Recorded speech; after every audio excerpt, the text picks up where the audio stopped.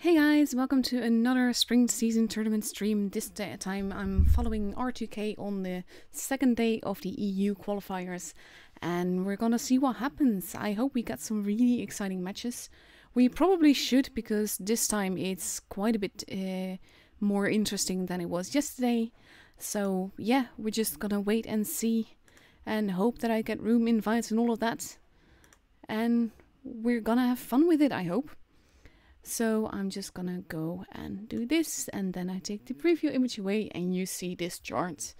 Now you see that R2K is already through to the semi-finals in this stage, and I've asked Wargaming and they said that hopefully, fingers crossed, I will be able to stream a different team beforehand, and then we will be able to get some matches in, even though we're not yet following R2K then.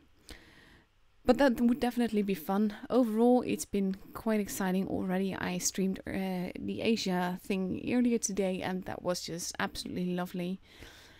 I'm just scrolling through the group so that you can see all the teams that we have. We have some funny names that we have just behind you. Touch Souls, the Argonauts of course, and just next Monday, okay.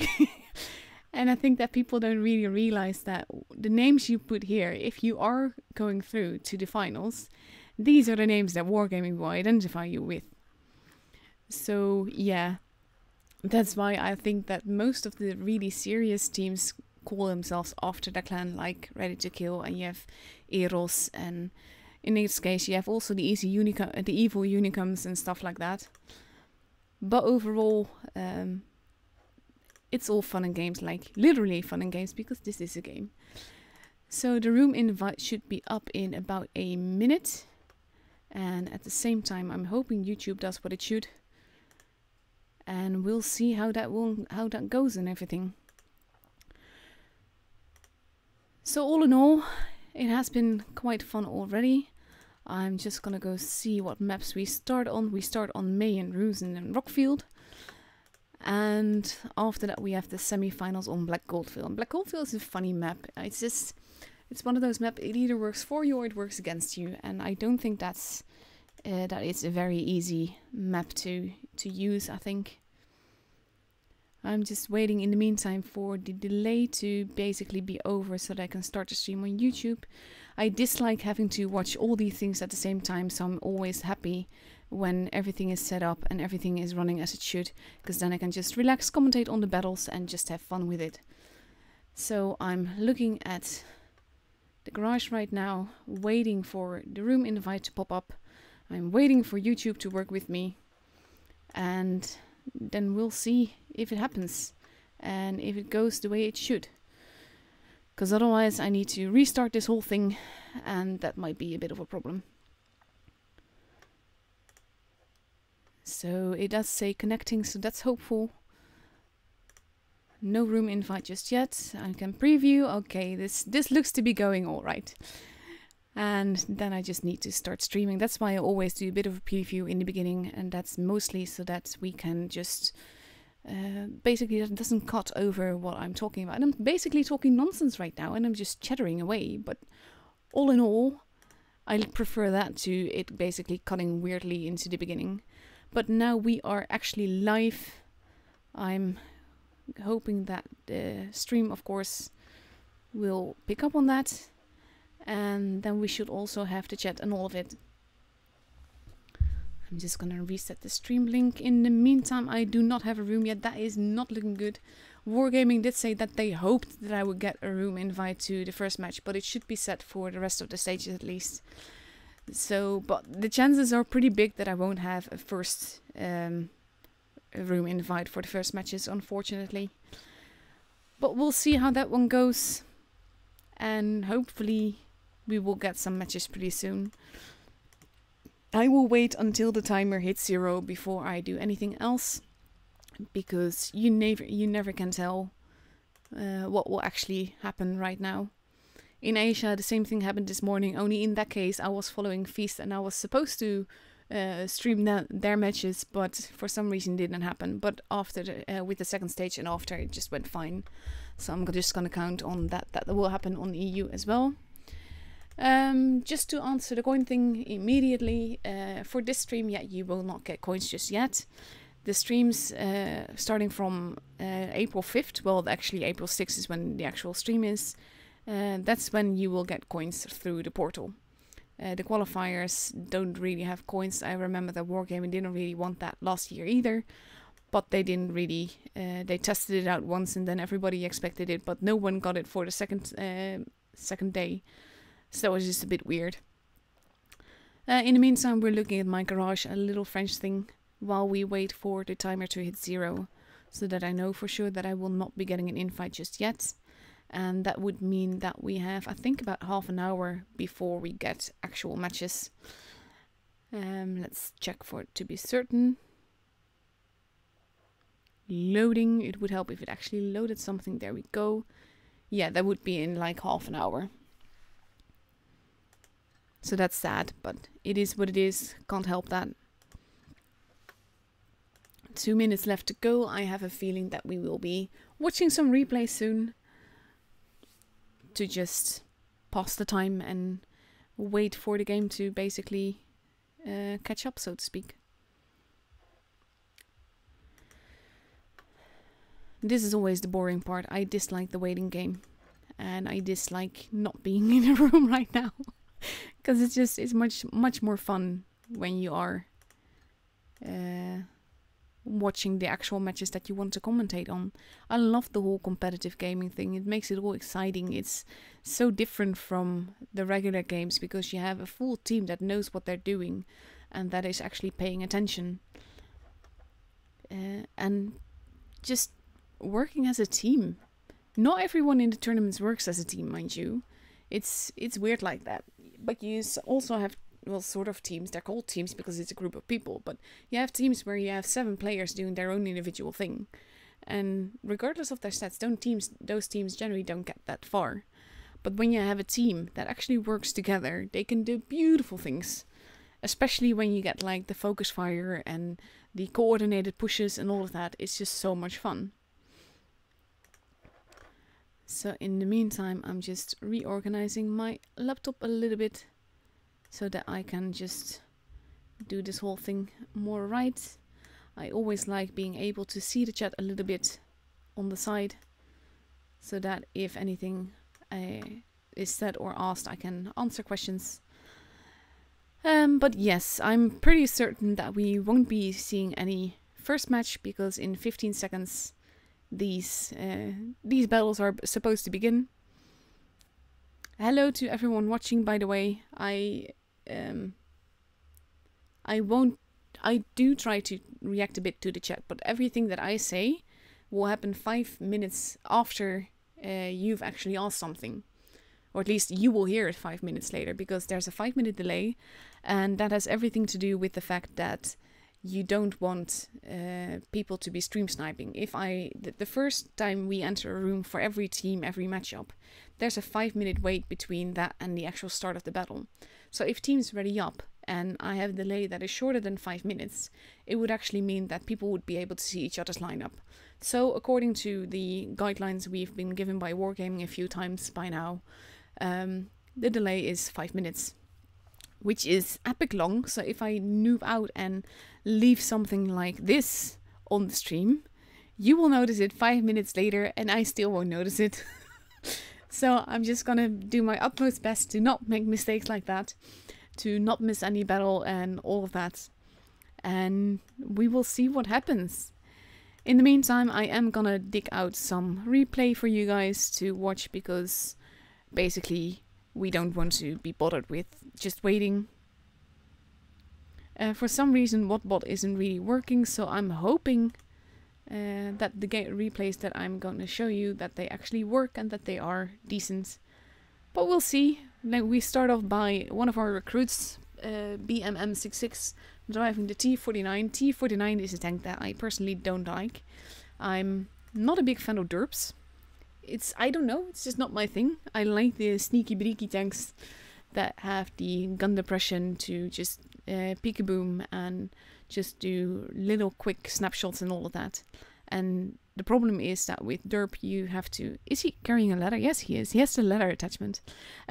the problem with these derp guns is that you have to really wait and aim and take so much time aiming, and then you can still very easily miss. And that's probably why I'm not a big fan of it. Because I like the quick shots, even though I always fully aim. And maybe that's also the problem, the fact that I always want to fully aim. Now, we start by going up the citadel, I expect. Yes, we do. And we take the sneaky route there. I do like this position, but once you're there, you can get so stuck depending on where the enemy is and whether you have any support of your team at all. He is nicely waiting. He should have shot HE there, I believe. But he did do quite some damage there, which was really nice. And now the CDC is gonna go up. And I wonder if he's gonna go in and try to shoot him again. There's a Rudy there. And there's a Pershing there. The Pershing can't be shot. The Rudy can't be shot. The CDC wants to shoot, but can't really. There's too much rock in the way. And basically we have a bit of a stalemate here. Not much is happening. CDC pulled back. Load HE. Load HE. And be careful that you don't slip off, because that would be sad. That was a quick shot, barely aimed. But again, that could have easily been HE. It was a CDC, it has no armor. He is turning around, which I think is a good call. He can't really go up that ramp, unfortunately. Now his teammates are making a push here. There we go. First kill, 3 shots in, 1.5k damage done. And now his teammate is being pretty much hurt a lot. And there goes the Rudy. And we see that the Super Pershing is almost dead. I have a feeling he's gonna die soon. I don't understand why the CDC didn't shoot the Super Pershing instead.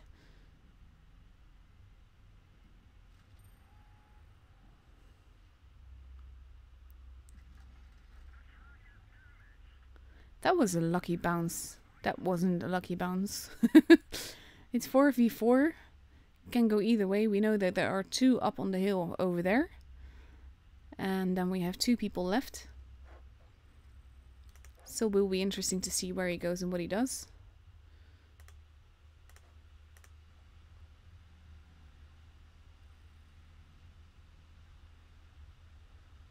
I like that mud people knows the whole "you never can tell" thing, because I almost did that, and I thought that people that don't know that sentence wouldn't really know.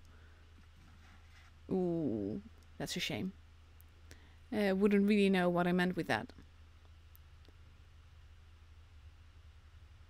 Hello, Pavel. How's the cat? Of course, you will see this in 5 minutes. And oh my god. I think the problem is that he seems to be moving just this tiny bit whenever he shoots. And he only has 4 heat shells left. He really should be trying to shoot heat where HE where he can. And that's the building. You're driving the derp. Use the derp gun. Or carry more heat if you want to shoot heat.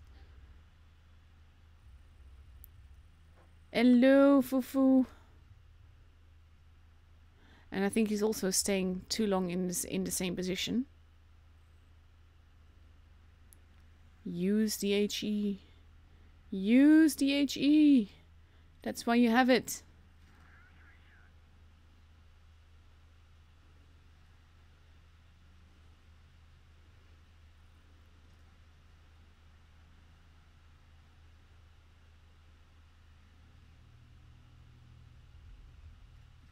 There we go. I wish he'd been switching to HE a lot more, because he's been fighting some quite light armor targets.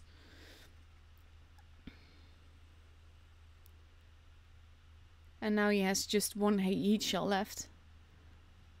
Against 2 heavies, so that might not be a good thing. Ooh, and then he bounces. That's not a good thing.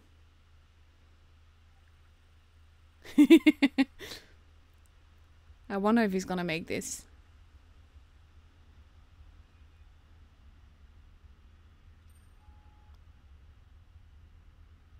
May the sniper mode be with you. There you go, that's 1. 2 left to go. But he doesn't have much time. So I have no idea how this will end.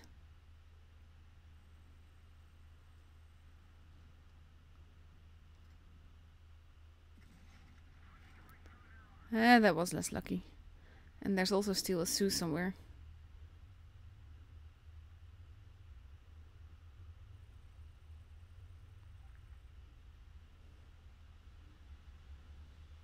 You wouldn't have to have this problem. Oh, aim better. You could have also just run and look for your teammates. Look for his teammate, I should say.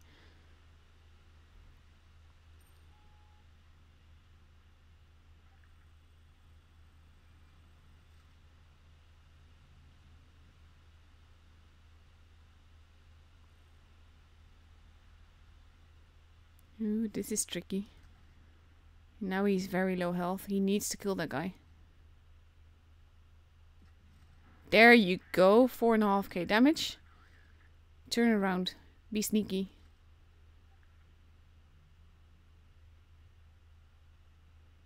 Oh my god.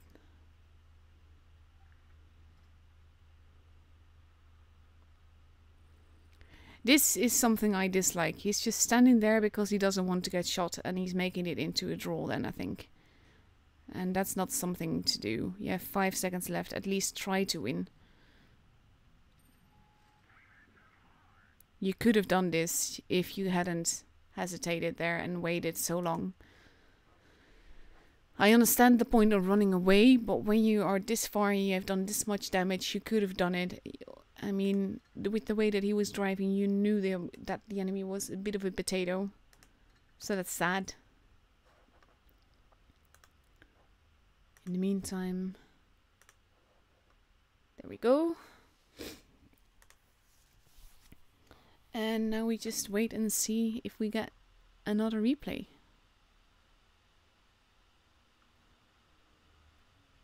I have my favorite replays, but I've already shown those. So I don't want to do that. Let's see if I got something new for you guys.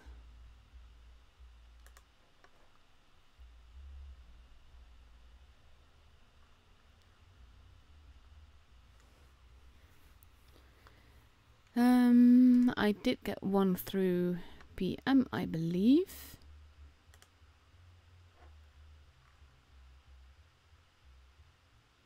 No, I already showed that.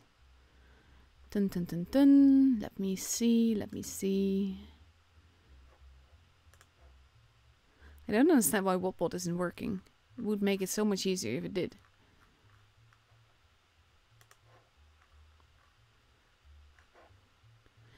I'm gonna show you another one.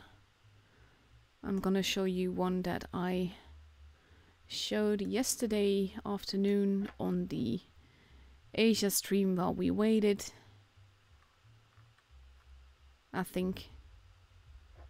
Because it's fun. It's a fun match. So we're gonna go for that. We still have about 20 minutes left, so I'm gonna show off Darren again. I love this battle.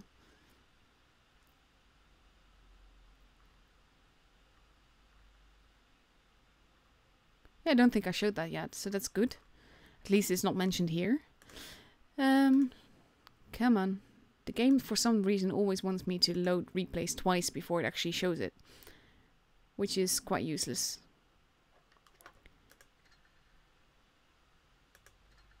Why you do this?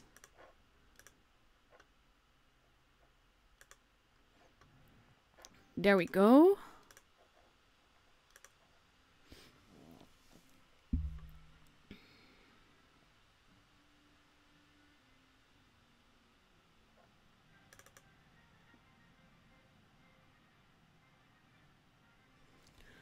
And yes, I am also a moderator on the big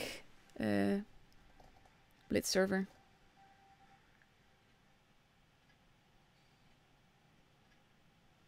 The delay time is epic long, yeah. But yeah, there's a good reason for that. Don't want anybody stream sniping anyone.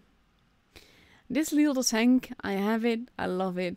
It's a cheeky little monster. That's the only way that I can call it. It's funny. It's fun to drive as well.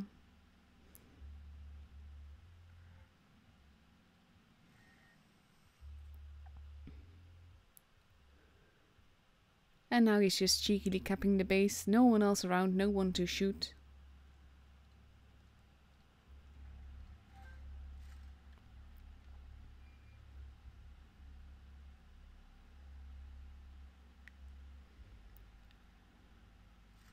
And look, a sudden tank appears. That misses, which helps. And bounces. Come on, Darren, you can do this.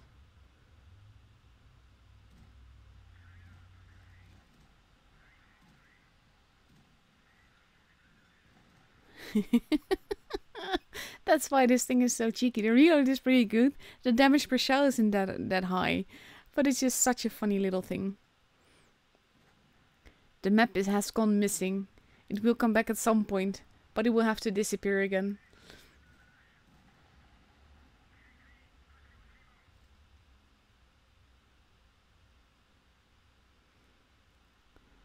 So then he goes up, or no, he decides to go down instead. And I think that's a good call, because with 5 versus 3, you don't want the enemy to have the base advantage over you. So he goes and he shoots the guy repeatedly. And even though you see this shot bounce, that shot kills him. And he's almost got the base now, and now he's 3 versus 4. And they have 2 bases and the enemy has none.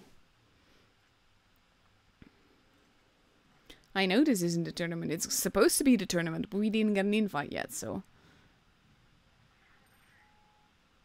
Thing is, with this little tank, you can afford to just reload your clip if you have a few seconds to go somewhere, which Darren doesn't do right now. I'm still of a mind to buy the Smasher. I still don't know if I will or not. I haven't really decided. Now he does take one big hit from the Sioux there.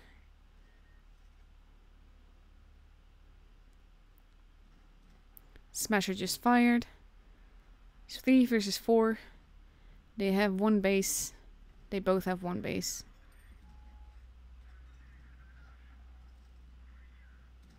There we go. And then he has 2 shells left. This is something I love. He shoots. And then he bounces. That moment when aiming counts.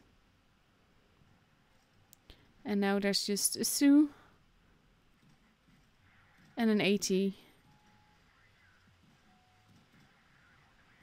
There we go. 2.6k damage done. He's the only one that kept bases, so he's definitely getting a lot of supremacy points. I am neither British nor American. I am Dutch. I am from the Netherlands.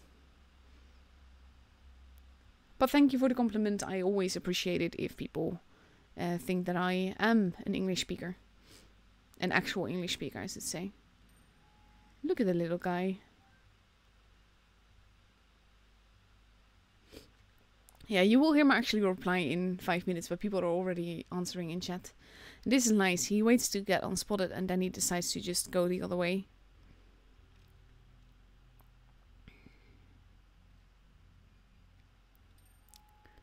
Come on, Darren, sneak up on the guy.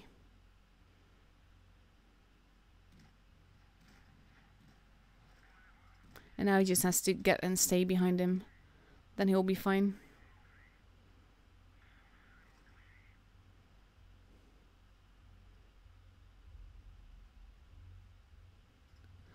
That is exactly what we're watching now, Paul.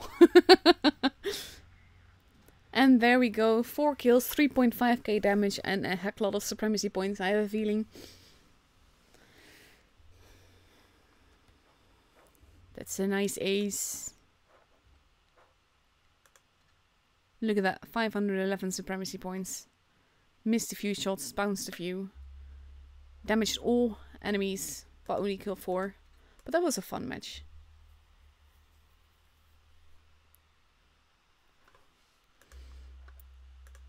So let's see how long we have left.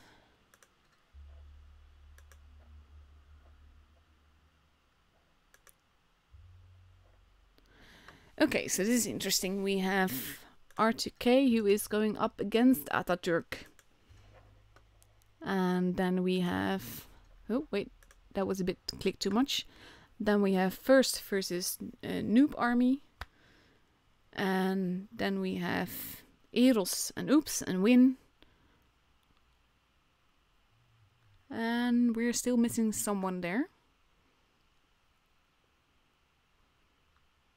Let me see. I think that's DR then. Yeah. VM8 is also through. Then we have First and FBI and WW, which I'm guessing is gonna be... not sure yet. It doesn't show. Nah, mod people, you are my favorite person of the evening now. You even said it in Dutch. That is so cute. We have BHPP, Loca, Souls, and let's see if we already know. No, we actually we do. Let me see. Against BTR. Not seeing all that many surprises right now, to be honest. Asa, Hapki, KLS, and Uni. Yeah, Uni comes. Kraken, another Eros, Mav, and Tersh. And Appa, Us, Raid, and... Who is it?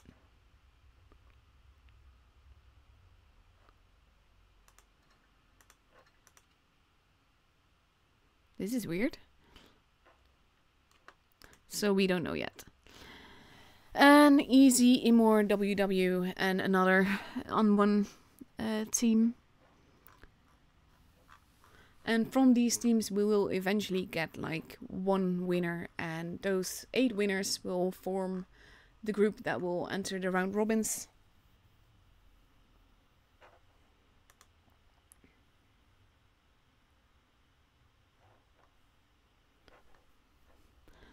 And then basically I always look forward to those matches most, because only at the end does the pressure start rising, depending on the amount of points that people have. Because only the first 3 or 4, I always forget. No, the first 4 go on to the next stage. So the round robin basically means you have to be in the top 4 in order to go through.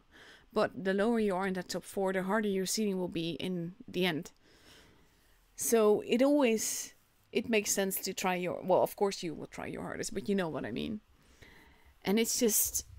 I love these games. I love being able to stream it. I love that there's so many games that I can stream. If I get room invites, that is. So now in 11 minutes, we're gonna get another match. That means that in about 6 minutes, the room will be up, which means that I won't be showing you another replay because I don't want to risk it. So let's just wait and see what happens. We can admire this little thing. I can show you the...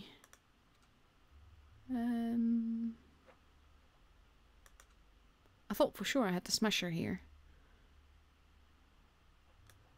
Let me see. Oh, it's a collectible. That's my problem. There you go, the smasher. This thing is so ugly. It's really ugly, but I quite like it. I don't like the KV2. I don't like Derp, but I do like this thing. It's quite evil. I'm still not sure whether or not I should buy it myself, because I do think that €33 for a tier 7 collectible tank is quite expensive, and I'm not sure if that's worth it. If I find that is worth it. So we're just, yeah. I'm just looking at this. This is a press account, by the way. This is not my own account. I do not have that much free XP. I do not have that much credits either, to be honest. I certainly do not have that amount of gold or that amount of prem days, and I don't have... aside from the smasher, I actually do have these tanks that you see here, but I definitely don't have all the tanks that are on this account. And I like picking a tank to go into battle with on these things. Like, for instance, this is one of my favorite tanks, the MX-30 prototype. It's just so cute. And it's just lovely. It's like driving an STB at tier 9. I really love it.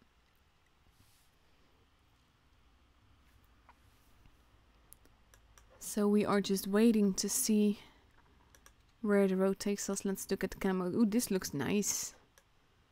Look at that. That is gorgeous. I like with this camo that it sort of seems to glow under the light. I might just get this on camo on my main account as well. Basically, I'm just talking absolute nonsense because I'm just waiting. And there's not much else to talk about. We can't talk much about the teams yet because there's not much that has happened yet. And basically, I'm just waiting for an invite. I just really want the whole battle thing. I'm less interested about the team politics and all of that. I just like the gameplay and that there are some really gorgeous teams out there that have such lovely gameplay that just makes it so much fun to watch. And I love having sort of like a front row seat and being able to commentate on that and sharing that with you guys. Definitely not saying I'm perfect. I make plenty of mistakes. But yeah, still. So, to go back to R2K right now, we are going to go to Black Goldville, and then I'm at a loss because my brain is derping Black Goldville and Canyon. So I'm just gonna call up Black Goldville, which looks like this. In the meantime, I'm gonna go quickly back so that I can see the invite when it comes. And Black Goldville looks like this. You have 3 bases, one in the middle near the road, or in the middle of the road, I should say. One more higher up to the upper left and one to the lower right. And there's a lot of good positioning spots around the upper half of the map. I quite prefer going there myself, unless I'm in a really big heavy, then I prefer to go down the lower right side and stick within the buildings. But with team play like this, you never know where people will go, because even if they have really fast tanks, they might not go for base A, that is in the the upper left corner. They could also go for a cheeky cap at base C, which is in the lower right corner, even though you would expect heavies there. But that's the beauty of having team play. You can go anywhere and do anything. So that's one map. And the other one that I said is Canyon. There's Canyon. Canyon actually has the bases drawn in, so that makes it easier to describe. I still need to do that for Black Goldville. And I'm dropping things here. And base B is in the middle. It's basically out in the open very much. And people that spot there and spot a little bit too much basically destroy themselves utterly and completely very fast. But at the same time, you always want to have someone there so that they can...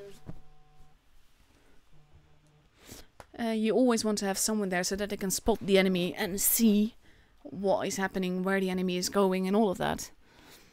Base C, I always feel, is a base that I prefer to go to if I'm not in a really fast vehicle, because from base C, you can look all the way to the spawn of the other team. And you can also get shots into base B. You can also get shots into base B from base A at certain angles. But I find the positioning at C, because it's the higher ground, generally works better for me. But yeah, that's just me. So I'm gonna take the map away before I forget, because that has happened, but luckily that was during a replay and not during a tournament match.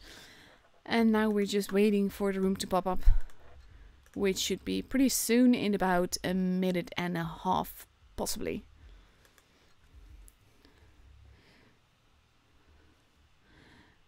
So basically that's it. That's my view on the maps. I'm eager to see some competitive gameplay. I wasn't disappointed at all this afternoon. Well, this morning I should say, with Asia. That was absolutely lovely. It was so much fun. And the finals that I streamed there were so epic. I absolutely loved it. I was sad that the battles were over because it was so intense. At least the grand finals definitely were. I saw some people try the raid tactic with pushing up the grill and everything, and it didn't work out for them. One battle they managed to get him there, but he only did like 1200 damage from there. And the other time they didn't even get him up, but it cost them so much time and energy to try. So it basically made them lose the game. And that's the problem with things like this. You never know if it will actually work when you... Ooh, there's a room. Look at the room. You never know if it will actually work out the way you intend it to. And that's one of the things that I'm disliking about those special tactics where you push someone in a certain direction and all of it. You just don't know if it will work, and the chances that it won't work are so big. And look, we have a full team. Zerd is spectating. Ataturk is already completely readied up. And we see 2 Foch there, which is unique. I don't see them much in the tournaments. Then we have an IS-7, an IS-4, a T-57 Heavy, a 268 and a Mouse. So they're basically going for quite a bit of firepower. Because with the T-57 clipping and the Foches and the 268, oh now one Foch has been changed to a Batchat by the looks of it. But he hasn't readied up yet, so we don't know for sure if that's what they're sticking with. We still have about 4 minutes left, so they have plenty of time to change the tanks as they will. And on R2K's side, we see 2 Object 140s, 2 IS-4s, 2 215Bs, and the Chinese Tier 10. That will be interesting. I haven't seen that in the tournament yet, so I have no idea how it will perform. So that should be fun. And now we just have to wait. 3.5 minutes left to go. I keep saying that like every single time that I stream, but I would just so love if both teams had like a ready up button that they can press when they're fully ready to enter the battle, and then you can just go. In the meantime, they have decided. Oh, they have still not decided. So we wait for them to get ready. They still have 3 minutes, so no rush there. I'm just gonna make absolutely sure that there is no map in the screen, which there luckily isn't. And we're just gonna wait until we can enter the battle and see these teams duke it out together.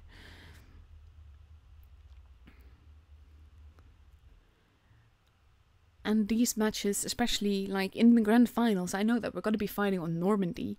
And this morning, this afternoon, when I streamed Asia, that was the first time I've ever seen Normandy in a tournament, and that makes it all the more exciting, because a map that hasn't really been used much, you don't know for sure if the tactics that you thought of would work unless you've really trained the map. And I think that, of course, the teams by now probably have had some matches there, but it's tricky when it's a new map. And there's, of course, when you are in a tournament like this, it's very, well, I wouldn't say necessarily tricky, but you don't know if your tactics are going to work. And it's new, so there's more pressure. In the meantime, there's talk about the test tanks in the chat. I can't talk about that myself because I'm sworn to secrecy on anything testing. So, mum's the word, basically. I'm not saying anything other than that there are people testing those tanks. Okay, they seem to have gone with the Object 140 for sure now, and now everyone is just waiting for another minute and a half before we actually see some gameplay.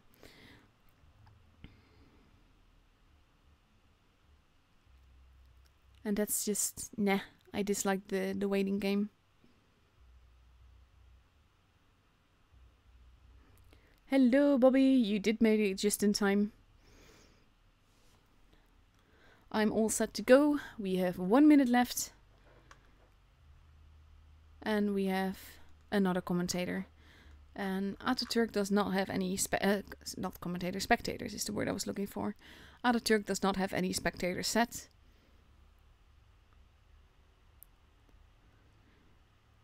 So we just wait.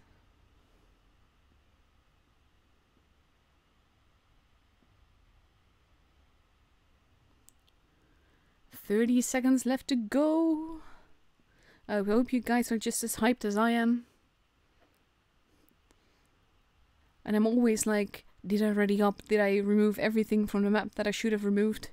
All of that. It's just very, very... That's the part that is stressful for me. Just generally, it's not stressful, but that's the part that is stressful for me. And here we go!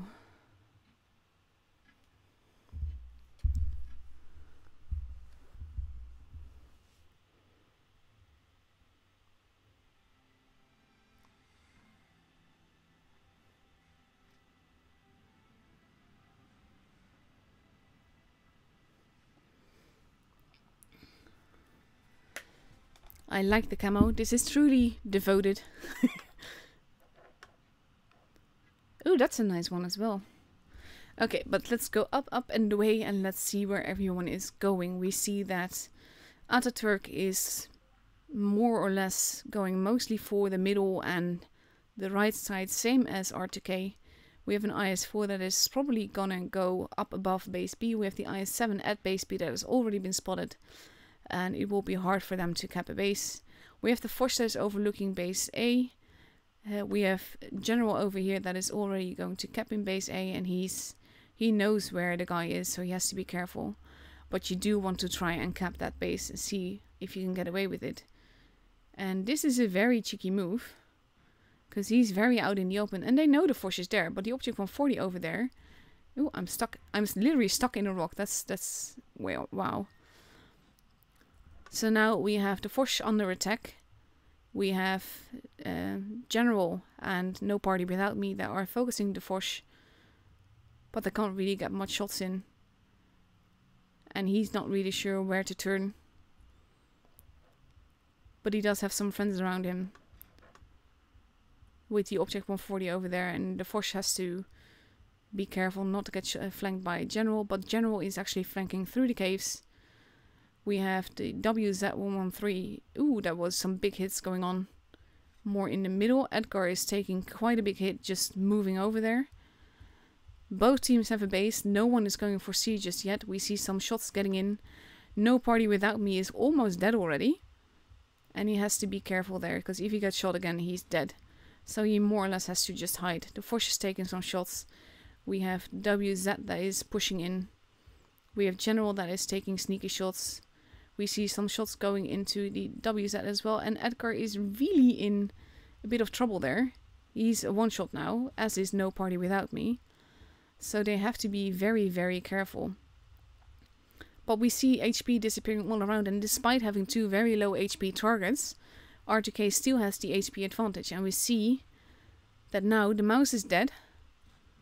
And we see the IS-7 that is quickly following. R2K is making a move. They're keeping their guys alive except for Edgar. The WZ is almost dying. They're capping base B. They've killed 4 guys now, and now it's 6 versus 3. But there are some quite low HP shots around, and they need to be careful with that. But the rest of R2K is moving in. They're not capping base B. They don't really have to. They have by far the advantage both in guns and in HP. So all they need to do is just take out the last guys. We have the Object 268 that is steadily being destroyed now. And now it's 5 versus 1 with the lone IS-4 that is going to try and hold, but he dies. And the first game goes to R2K.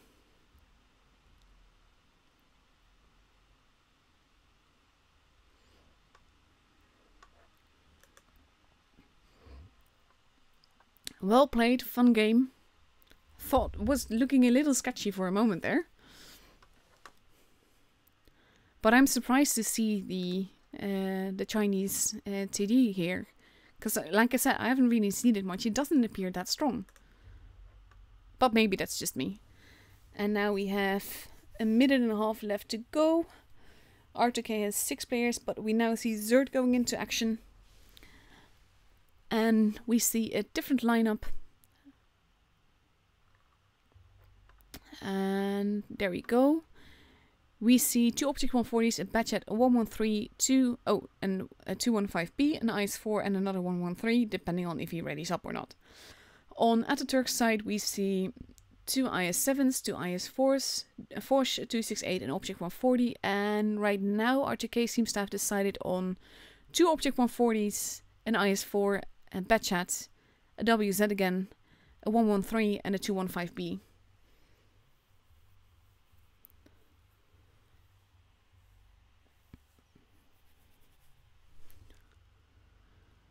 So now we just have 40 seconds left to go. Everybody's ready. And I wonder if we're going to see something different now. The mouse is gone.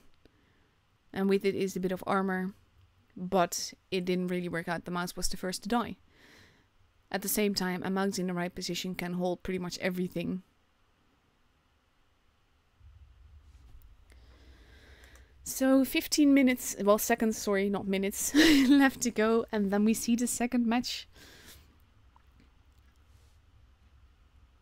And here we go.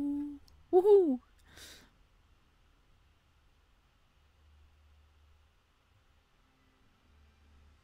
And there's always that split second where I'm like, oh god, did I ready up?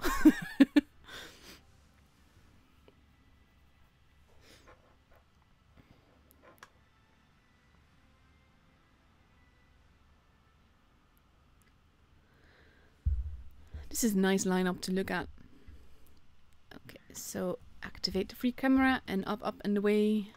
Let's see where they go. We have the optics 140 that are going to the middle again. We have pretty much sort of similar movements to the first time, but now Ataturk is going more up above, and RTK is going more up above as well.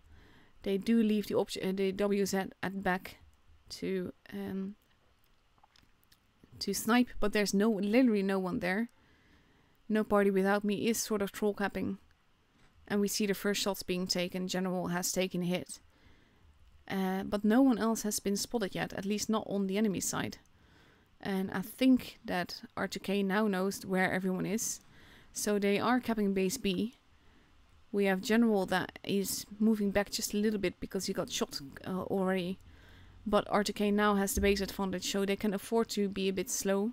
No party without me is not making taking a risk. But they have to be careful with that IS-7 and that IS-4 over there. We see some shots being taken in turn, but overall Ataturk is holding quite nicely, and RTK can afford to play it more defensively than they are doing right now. We have the Batchat that is in their spawn, that is going to be launching some shots at their backs. Winch just lost a ton of health, and Winch is in a lot of trouble where positioned as he is. And he needs to be very careful or he'll be dead. And there he goes. But they still have the point advantage, but they have to be very careful because now they're missing a gun. And now no party without me is being rushed. This is not really looking good for RTK. They're bleeding HP. But at the same time, they are taking HP away from the enemy team as well. There goes the IS-7. They are focus firing. They are helping each other. But it is tricky, and there will go no party without me. 2 guns gone. They need to take out those guns. They need to make sure that they take out the guns to keep the advantage. There go 3 guns gone now. We have the Batchat that is going around for the Foch, but they're basically... the Batchat is a one-shot. So it's basically a stalemate. I'm not going to focus on that. I'm going to focus on this part of the battle. Because we have some very low HP targets here. And ooh, they take out, but they lose a tank as well. And General manages to survive by the skin of his teeth. It's 4 versus 2 now. But there are some General better stages safe. Zerd is moving in for the IS-4 here. And we have the WZ that is going for the other IS-4 Poseidon. And he's just taking his time. Now that he's fired, General can also fire. Poseidon is gone. And we have 1 lone IS-4 that just dies now. That's nice. That was a cool game. Again, it looked like it might have been going the other way at first. But it didn't. Very nicely held.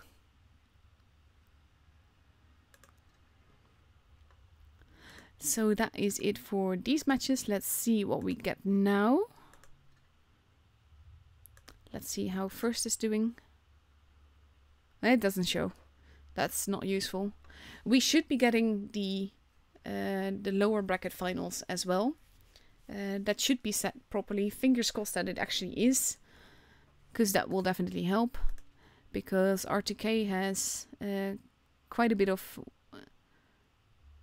I know you still get the finals and then you get the lower bracket finals as well. But yeah, we should get matches throughout the evening now. I always get a bit confused about the double bracket thing and how that exactly goes. So basically we have the semi-finals, then we get the finals upper bracket, then we get the finals lower bracket, and then we get the grand finals. It's a double elimination.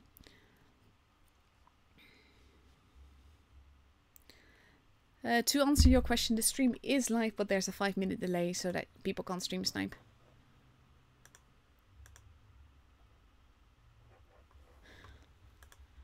So we're just gonna wait and see what happens. That means we have about 20 minutes left before the next match, which means that I'm gonna see if I can find you another replay to play.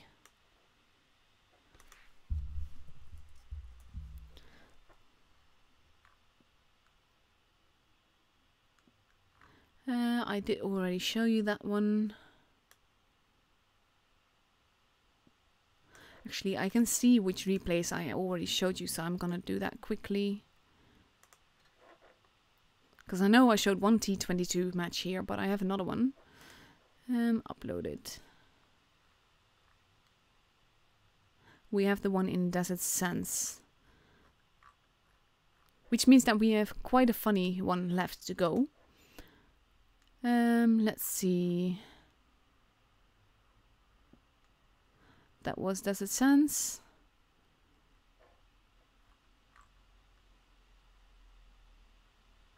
Yeah, not looking for that one. Just going to go. Sorry for wasting your time a little bit here. Just looking for the right replay to show you.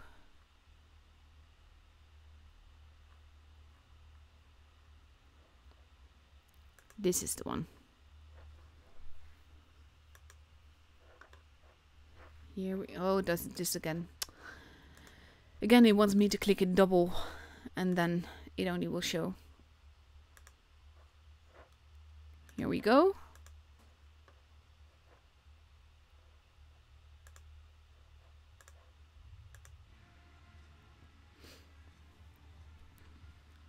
There's a moment in this game that I find extremely funny.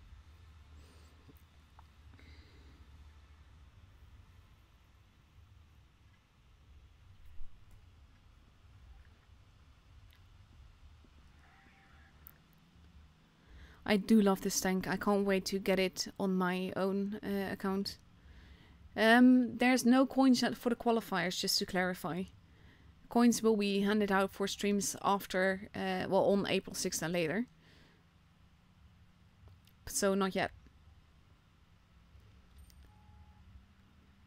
So we see Michael going up here in his fancy tank that he's been driving pretty much non-stop since he got it.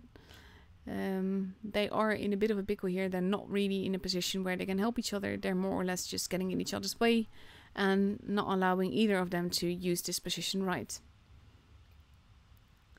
The enemy is capping base B with a waffle.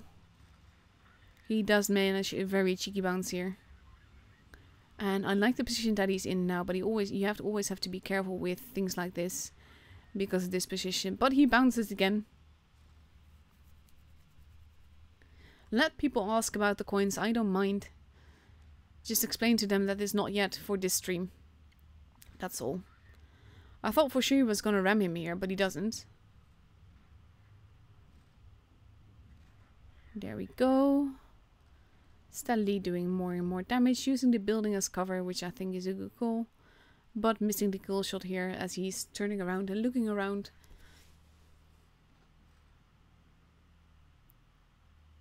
He's a bit undecided as where he wants to go.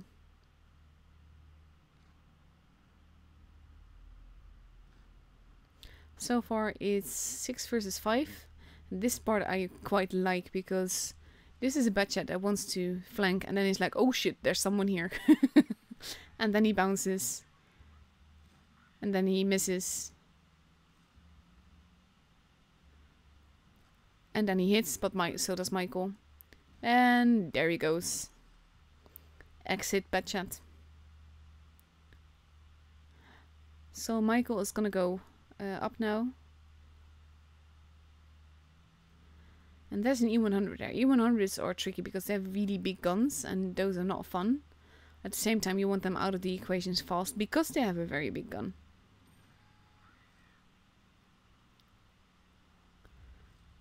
And if this E100 had actually gone and driven against the building, he would have been absolutely fine. But this way, he's easily circle of death.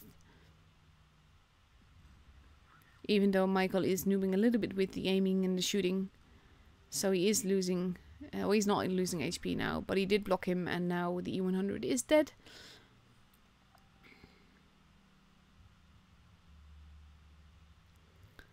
And this is like the most epic moment of this game.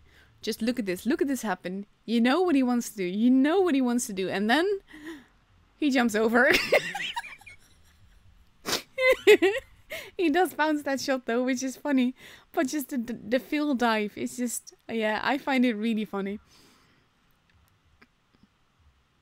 And now it's 2 versus 2, but they have a base, so they have a massive point advantage, so they just need to survive, really. And then Michael shoots the ground, which isn't really handy. He has to be careful with the mouse that... I think it's a mouse, at least, that is... no, it's a Moischen. That is behind him, because you don't want to get shot by that in the bum. His teammate is trying to shoot as well, but not really managing to. He is capping a base, now his teammate is helping him. And they just need to get this chieftain out of the way as fast as they can.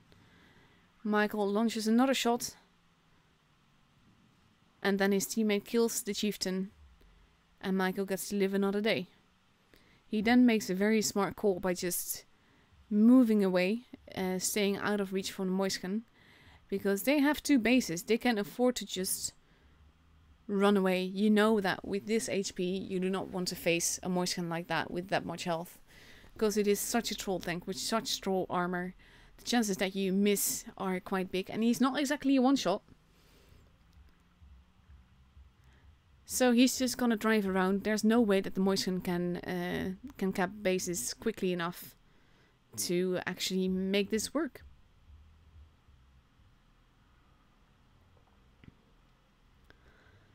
So he's just waiting and driving around. Looking at the scenery, getting cussed at by the enemy team. And then he wins.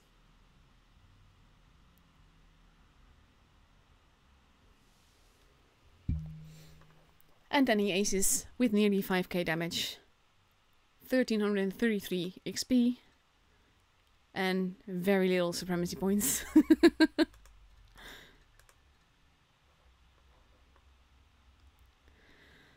So let's see how much time is left. I'm just gonna reply to this. Coins will be available from the round robins onwards. I understand that you want coins. I would love to give you coins, but Wargaming decided not to do it for the qualifying matches. It is actually in the news with the whole date and everything. I'll show you. Because if you go here, you go to the news, and you look at the spring season containers, you see this. You can earn season coins in raiding battles from that's from ratings, but it's also, and in tournaments, but it's also from the stream tournaments then, apparently. Like I said, I would love to give you more than that, but unfortunately can't do that. There will be free stuff later on. Just not in this stream yet. But overall we are just waiting for the tournament to start, and I'm just gonna quickly look at when we get our next battle. And that is in 13 minutes thereabouts. I'm not gonna risk doing another replay there because we don't want to risk missing. So I'm just actually gonna look who else made it to the finals. We have Evil Unicums versus Win. That's going to be an interesting match as well. I think that Brian is streaming that. Then we have First versus FBI. We have touch souls versus... Let's look. It doesn't show yet, so they're still busy. Then we have Hapki versus Unicums. Eros versus Kraken or Tersh. We don't know yet. Appa versus Raid. Of course, this is double elimination, so anyone that gets beaten now still has a chance to get back up. Easy versus Immor. And the only one that is out completely are the guys here at the bottom, like MTM and Corpi and Peras and Ants and Senators. They're all out of the game. But the rest still has... well, not everyone. We have the finals upper bracket, then we get the finals lower bracket. And the finals lower bracket we only know for sure after the finals upper bracket. Because then you see...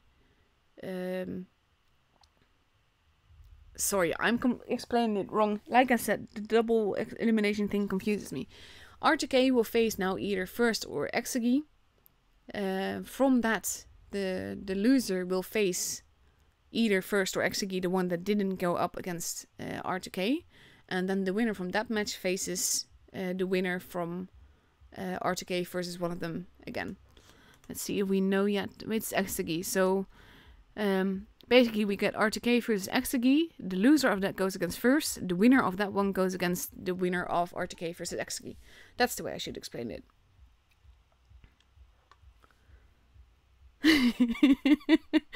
Seeing some of the coin comments.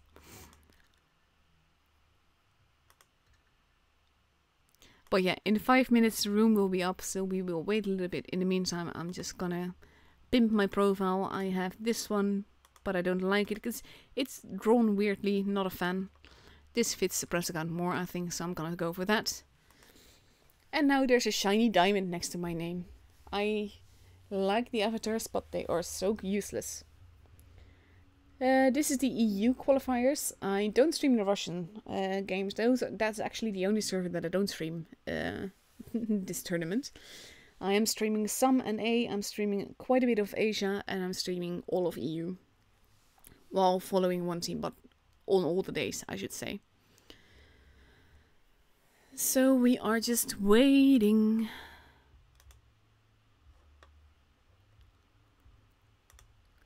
And in a few minutes we should know more. We should be in a room.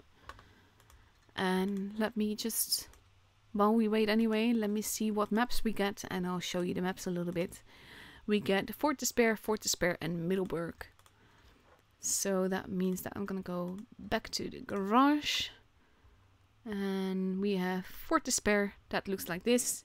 This is basically the famous grill map from Raid. And this morning on Asia I saw a team try that again. We have base A and B that are both pretty much open. C is a bit more secluded but a bit more away from everything, and there are still lines of fire into that base as well. A is completely open. If you have any camper in any of the spawns, basically if you go to A it will be suicide. And there's a lot of positions to get shots into B as well, but if you can get that cap, it's also very easy to decap. So if you have it, it's pretty easy to keep. But it's a very small map, so generally what we see here is tanks with super armor, like the Mouse and possibly the VK now, and tanks like that. Because they can hold really well here. There's tons of side scraping positions. You can get away with carrying a lot of armor on this map, whereas it's a lot harder to function properly with very light armor and very fast tanks, because there's not much room to run to. And after that we might get... I don't have Middleburg here yet. Middleburg on its own is quite a fun map as well. And yeah. We will see that in the third match. In Middleburg you have of course the city with the two bases, and you have one base that is up on the hill. And I always... A funny thing is, in randoms I always want to go C. And I want to go C because it's easier to sort of like wrap up the game from there on. But if you are in a team battle, that can be quite differently, because when it comes to bases and dominating them, the city bases are easier to dominate together. At the same time, it's harder to hold the city than it is to hold the city than it is to hold the hill. So that's all kind of things to take into consideration. In the meantime, I just did get a nice replay that I can use in the next waiting time. I like that how people think that doing like exclamation mark coins will actually get you something. Oof. But yeah, not yet. Next stream probably. Hopefully. So let's see, we should have very little time. Well, about 2 minutes I think. Room invites seem to be up around 4.5 minutes before the battle is actually supposed to begin. So we are just waiting. Yeah, I'm not gonna go. Well, I wouldn't say famous. I tend to sing a lot when I live stream, but I don't want to do that on an official live stream because that's a bit weird. When it's just me, it's different, but when I'm actually doing something more or less official for wargaming, that's not the kind of thing that I want to do. So we are just waiting, and we're just looking at my pre-proto. That just looks so much fun. It is so much fun. And it does look pretty with the camo. It looks like it's going fast. And it's generally a really fast and smooth driving tank, so that fits. So come on with the room thing. Still about 1 minute left to go. After all the problems we've had with getting room invites and all of that, I am a little bit like nervous about getting invites and whether or not they will actually appear. Because that's kind of like the whole point of this stream, the whole tournament game stuff. But I should be fine because this is R2K, so I should be following them. It's more than match after with the lower bracket finals that I'm unsure about, but we'll see. Just taking a little bit of a drink there. Because, well, all this talking makes my throat dry. All those coins comments, oh my god. But yeah, I would love to give you coins, to be honest. It's fun, it's nice to get some freebies from the game. And there is the room, woohoo! Let's ready up before I forget. R2K already fully in the room. Exegi has one member in the room right now. There's a second one, or not. But they're probably in the middle and I don't see that. We have no party without me as a spectator. Exegi now steadily filing in.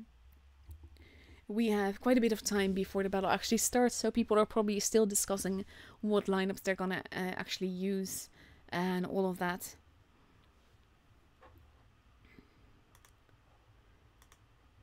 And I'm just waiting for everyone to be there. We have 2 spectators now on R2K side, but we're still missing a player there. Exegi has 7 players, but no spectators.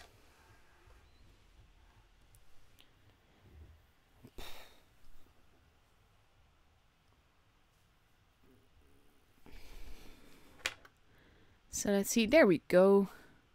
The honor was late.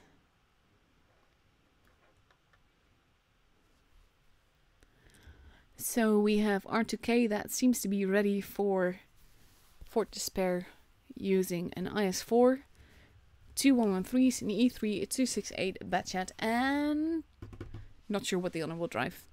But that's quite a bit of mobility, not as much ooh! Oh, the honor.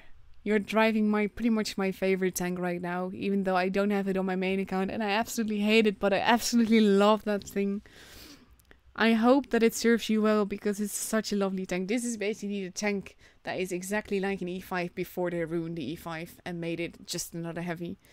It's so much fun. And on Exegi's side we have 3 IS-4s, 2 E3s, a mouse and Object 140, assuming that this is what they stick with. They still have 2.5 minutes and 2 of them haven't ready up yet, so we don't know.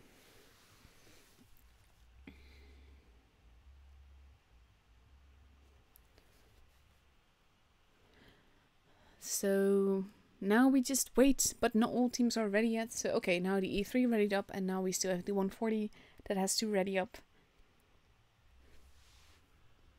Or not. Oh, Exeki, I see actually Matt Wheelie there. He used to be at CC as well. Great player. Epic Games. I didn't know he was in this clan. But that makes it definitely interesting.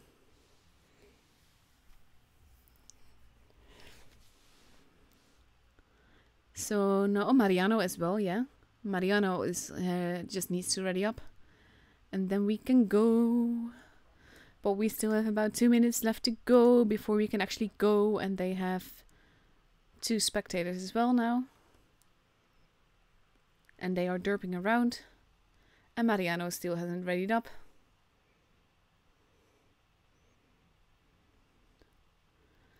Well, R2K is waiting patiently. I'm just going to assume that they are. You never know.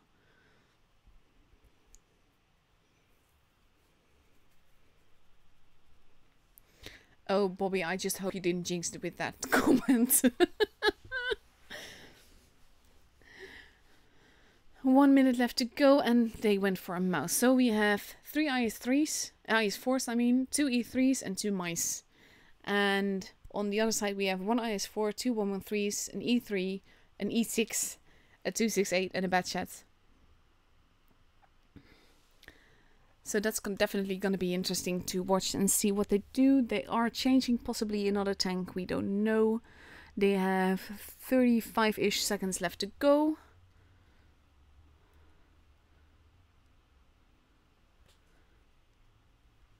But they're sticking with the IS4. And 20 seconds left to go. Woo. I get so excited for games like this because I know it's going to be epic gameplay and you don't know what's going to happen. And there's no literal pressure on me for this game. I just need to commentate it. But at the same time, I feel so excited and I'm sort of like feeling with the teams that I want them to win. Of course, only one can win, but there's pressure.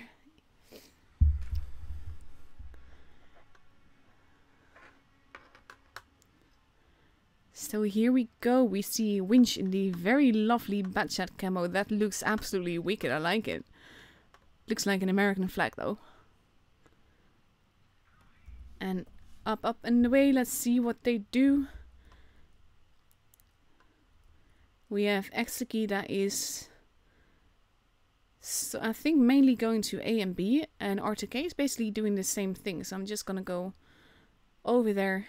See what happens. We have Winch doing a very aggressive push to spot. And he's gonna spot pretty much everyone now as they come along.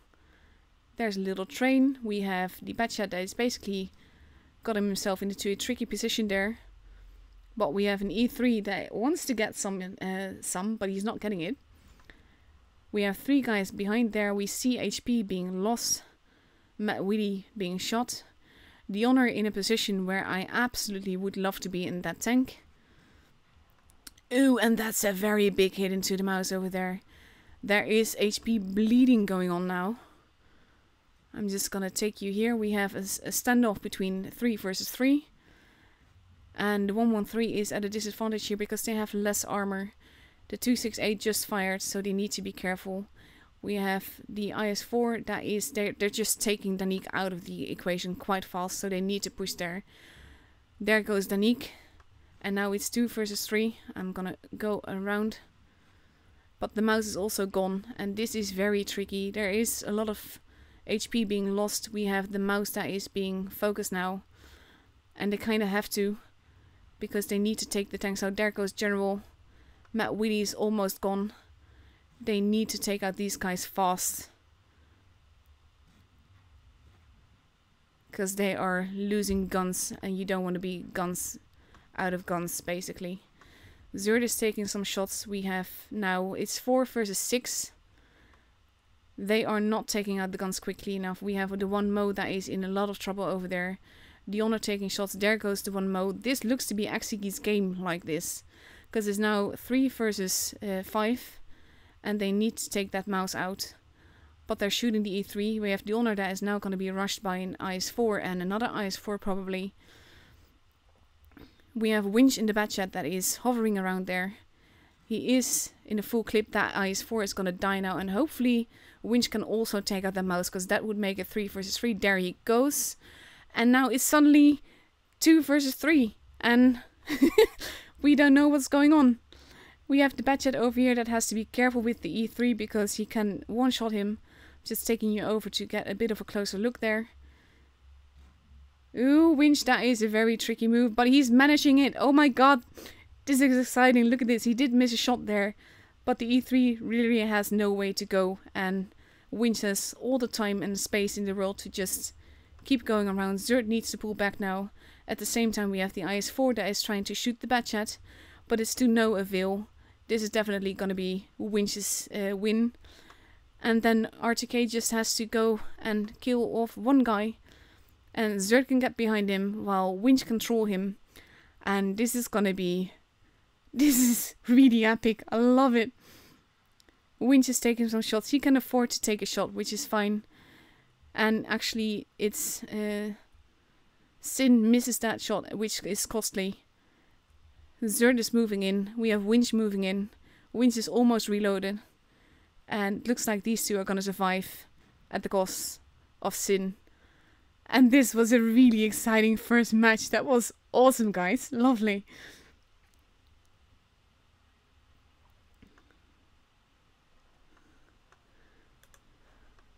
That was so cool. This is why I love streaming these tournaments. Battles like this. I love it. And again, seriously, the honor driving this tank. Mwah. So we now have a minute and a half left to go. We see Exegi that is changing around tanks a little bit, so is R2K. Edgar is probably moving in, which means that someone else is gonna be a spectator. And there we have it. We're just waiting for them to ready up now. We have 1 minute and just a bit to go. We see now on Exegi's side 4... Ooh, that's a lot of IS-4s. 5 IS-4s? Possibly. Maybe Sin will change his. A T62A and an E3. And on R2K's side we see 3 IS-4s, an Object 140, an E3, an E100 and a mouse. So that's going to be a completely different tactic. And now Exegi has decided to change 1 IS-4 for a 268. So it's 4 IS-4s, E3, 268, T62A. And on R2K's side we have 3 IS-4s, a mouse, a 140, an E3 and an E100. With 35 seconds left to go before we enter a battle. Oh, you're still enjoying the game that I just saw, hopefully. That was just wicked. I love it. So in 16 seconds we get to go back into the game and see what happens next.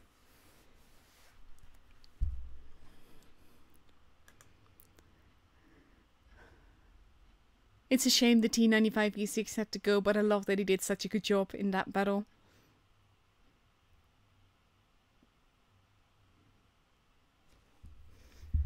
And you're gonna hear me call all hyper on you guys.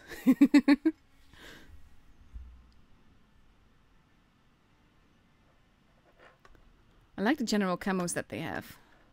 No pink though.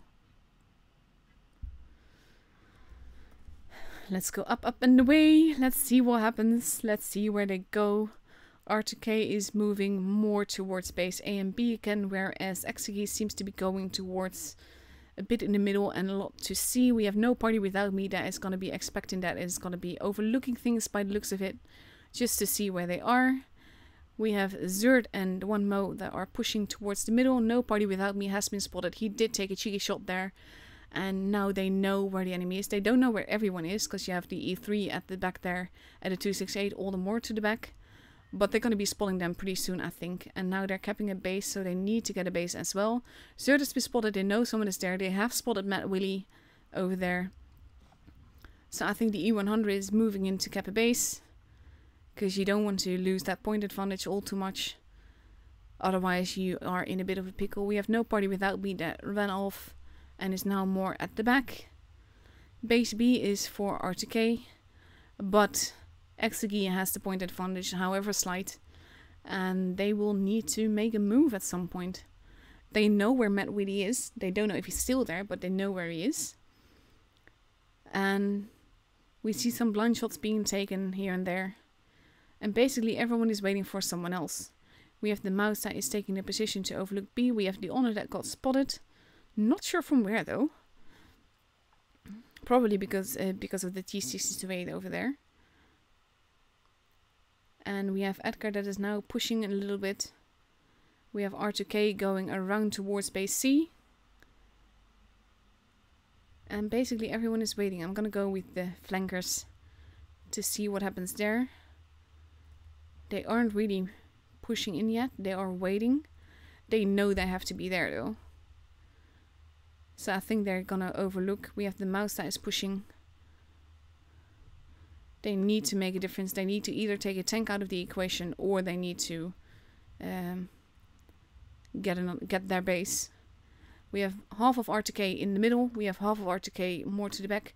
Similarly to how Exegi is positioned right now. And now we have Zerd going in for a base cap.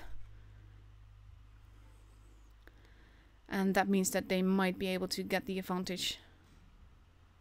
People are getting spotted now. Zerd got shot. Not sure if he's going to be able to get that base, but it's costing him very little HP to do this. At the same time, it's keeping them from getting points. So if he can... Ooh, this is nice. Ooh, almost. He's losing very little HP for that. And now they are pushing in. But Zerd has a friend as well, and he's not there to actually cap, he's there to lure them out, and I love that. I like sneaky tactics like that, and at the same time they grab the point advantage back. So now it's Exegi that has to make a move and has to do something. I'm trying to overlook everything at once, but it's a bit tricky, because we don't know what they're gonna do. R2K can safely pull back now, they can just hold, as long as they keep base B, and keep base B from being occupied at all. Then it should be fine. We have the one mode that is pulling back a little bit. They are... Object 1 is going to the corner, probably to overlook and see who they have there. We see one IS-4 going there as well. The E3 has been spotted. We see the guys at C pushing through. It's 700 points in. Ooh, they need to be careful. Zerd, you need to take cover. He's getting focused a lot and he's steadily losing a lot of HP. And I wonder if he's going to survive this. He did manage to survive that.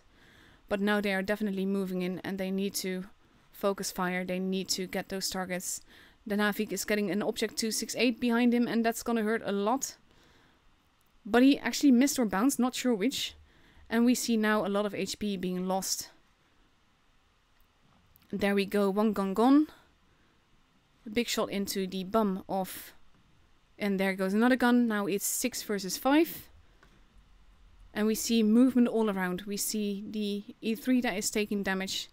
R2K needs to make a move. Mariano has been taken out. Zerd's still alive somehow. And they just need to get the shots in. Zerd is probably gonna die now, but there's no helping that. It's 4 versus 4 right now. 4 versus 3. We're at 900 points.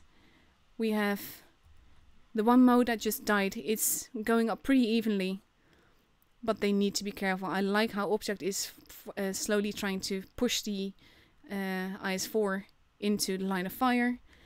We have Krikso that is going there. We have the mouse that is being focused on. Now the IS-4 has... yeah, he has to die, but he bounces. We have the Object 140 that is going in. But he bounces as well. He loses a bit of HP there. They have to be careful. But there he goes. 995 points. And ooh! They need to make that kill. They need to make that kill. Or they need to go into base C and cap it. If they kill him, then it's theirs. But otherwise they have very little time to move. And I think that it's Object 3 in the IS-4 that is gonna go for it. That is gonna win. Ooh, this is very, very tricky. You have to make that shot. There you go. Whew, 1k points. Wow, that was way too intense. What the hell? Don't do this to me, guys. But that was awesome. That was such a close game. Oh my god. And actually, Exegi did a tiny bit more damage than RTK did. That was awesome though. Loved it. So that's it for this round. But now we still get the finals lower bracket, which will be Exegi versus... Let me have a look. Versus first, of course. We talked about that before. And hopefully I get to stream those as well, which will be in about 20 minutes. Oh my god, I'm shaking. I didn't even play and I'm shaking.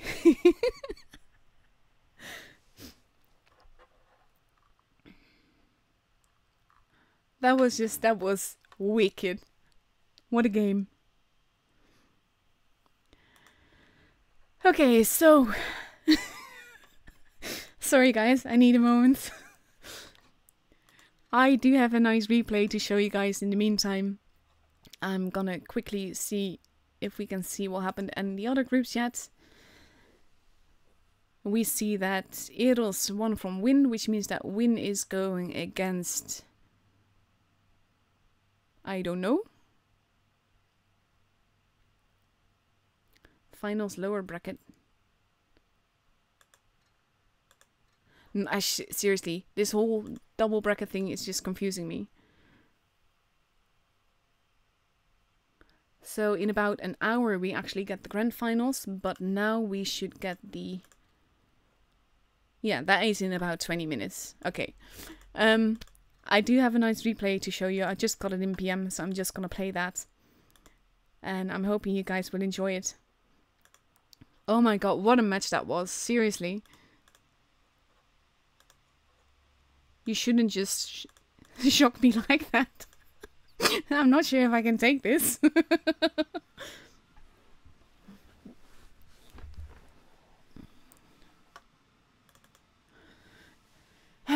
Okay, now for a nice and relaxing gameplay in the Borsig. I do like the Borsig. I like the explosions in the sky and the planes flying around and all of that.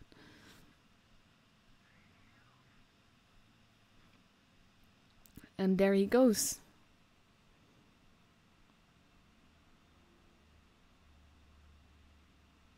Look at that camo. Oh my god. And he carries a pumpkin.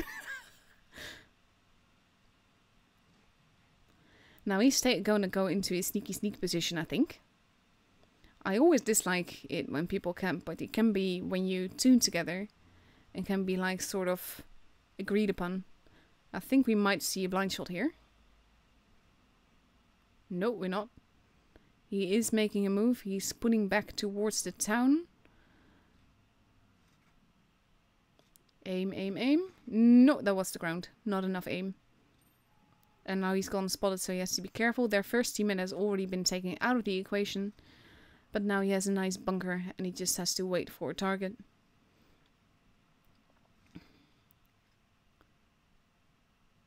You are being looked at. Fire at will. What the hell? That is just... no. Don't push your teammates. That is just completely stupid. That is not lol. I seriously hope he gets reported for that.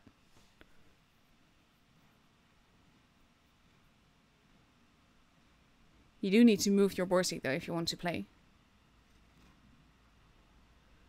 Don't call your team noobs, just say that he blocked you.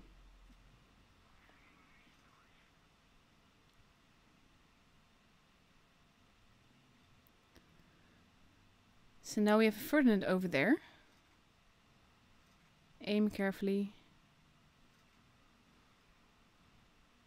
He's not really getting any shots in, is he? Now he should. And then he bounces. This is why I carry quite a bit of Primo. I'd rather have it and not need it than need it and not have it.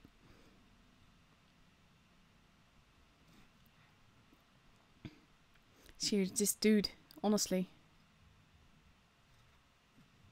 There we go. Damage. We have the IS-6 there. We have the Ferdinand at the back.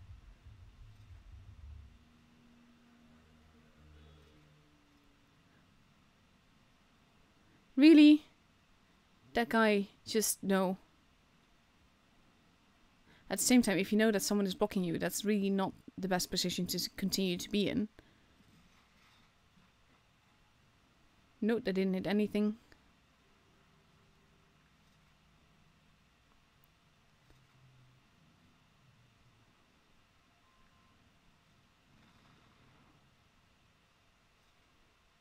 That's actually a good thing. Ooh, that was unlucky. And now it's 6 versus 3, so this can go either which way. And he has got a nice little position here. But they know that he's there.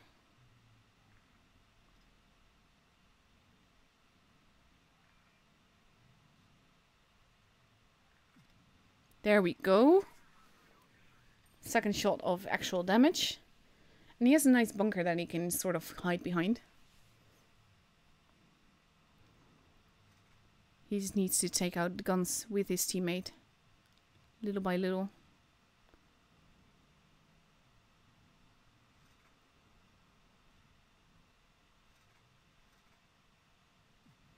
Nice. 3 kills. 1.6k damage so far. Aww. We have the Ferdinand that is waiting. And he's been spotted. Ooh.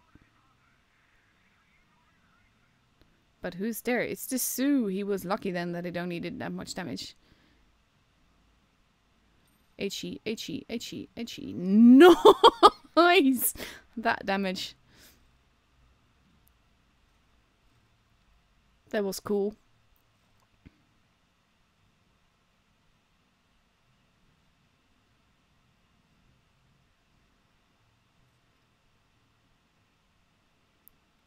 So now it's 2 versus 3. Technically 2 of them are one-shots. We don't know for certain about the last one. We have the AMX that is up there. There we go, the Sue is moving in. Nice!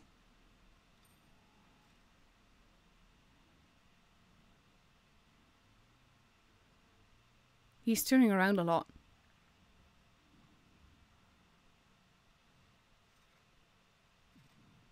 Ooh, we shouldn't have done... What the hell? His teammate just jumped off a cliff. Oh my god, honestly.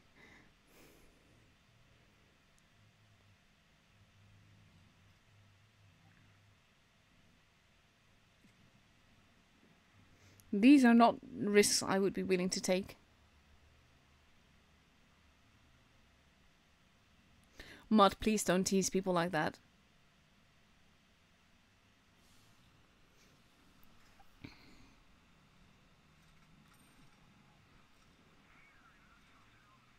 $3.6k damage, 4 kills.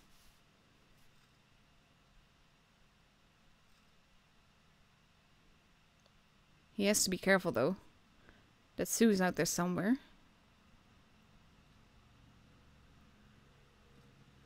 There we go. Now you just have the Sue to contend with. Question is, where did he go?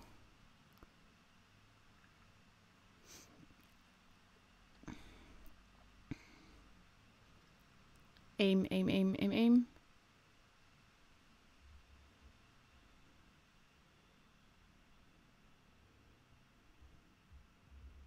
You don't have that much time. You don't want to do this. Not like this. Don't let it become a draw.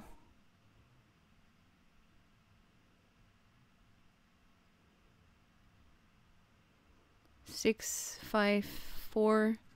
Nice! He got it! Oh my god. That was, to be honest, even though most of it was camping, that was quite an epic game. Especially when you consider that he had a blocking teammate and all of that. And he had a teammate that literally jumped off a cliff.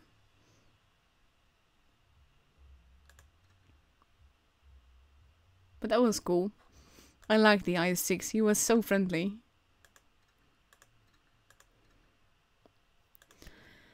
So with that in mind, I've calmed down a little bit now. Oh my god.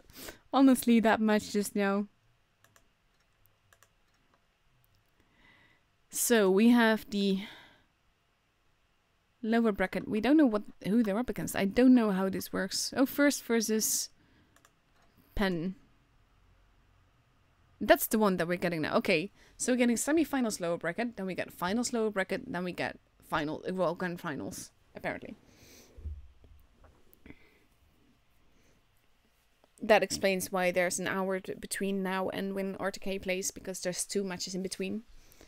This is just, it's confusing. I understand if you have it in like a chart, then it makes sense. But when you see it like this, listed like this, it makes no sense. I would love to see a chart in the actual thing. I'm just gonna call up the Blitz assistant to actually have a look how it is with the other groups. Because like I said, for me, looking at it like this is very confusing. So we're gonna go to the charts. It would help if they loaded.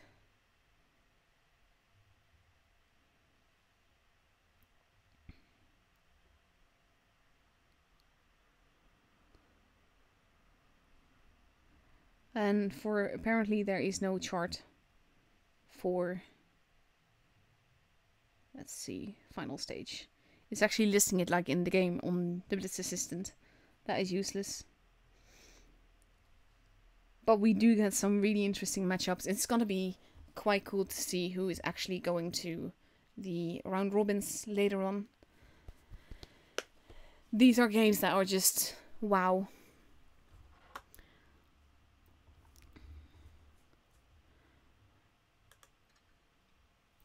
I love seeing it like this. In about 3 minutes the room will be up.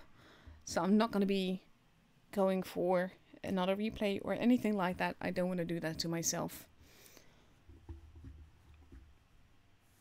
In the meantime, if you get these weeks like some epic ace game or whatever, whether it's a win, loss or draw, please post them on my server, because like in the dead moments in between streams, like this, between the battles, I just tend to show you some replays, mainly because if I were to play on PC, you would basically just want to quit looking because it would make your eyes bleed. I can't play PC to save my life.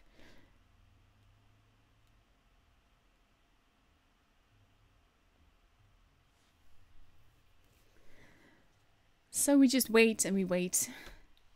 And yeah, like I said, for sub replays, I generally only use losses and draws. But for games like this, for streams like this, I use any kind of replay as long as it's epic.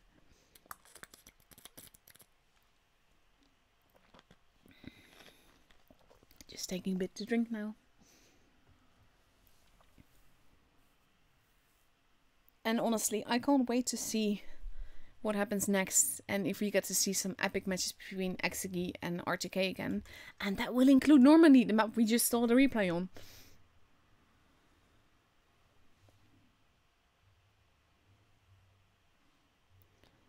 Normandy is such a fun map. Actually, I can look at while we wait, which is in about 1 minute. We have the first matches on Oasis Palms and Castilla. Oasis Palms I always feel is a bit of a tricky map. I'm just gonna call that up real quick. Should have it here somewhere. There you go, Oasis Palms. I personally prefer the base C side because it has more cover and more, well, sort of dynamical. And it's not really dynamic, but it's more flowing cover, let me put it that way. And I quite like that. It's easier to dominate 2 bases from the base A side though, because you can get base B and base A. Depending a bit on where the enemy is, because there are shots possible in all 3 bases, and it's just, yeah, it's quite a difficult map. So I'm just gonna take it away before I forget to do so, because that would be absolutely horrible, because then you would have a tournament a map on a tournament match, so I don't want to do that.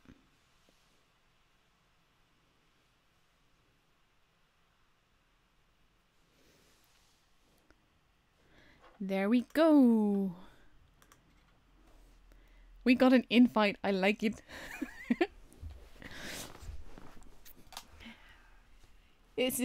I like that Wargaming managed to get this in such a way that I'm already so happy when I get an actual invite for a match.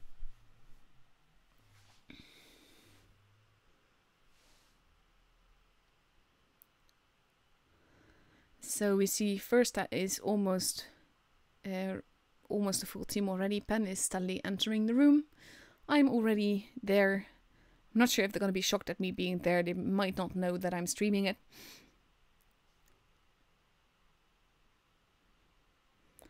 And just to clarify again, there are no coins for the qualifier streams. The coins will be coming at the next stage. And if they are, I will tell you in the beginning of the stream. Hello, Joop! I just saw a familiar face coming into the chat. No, wait, that's not what I wanted. I wanted...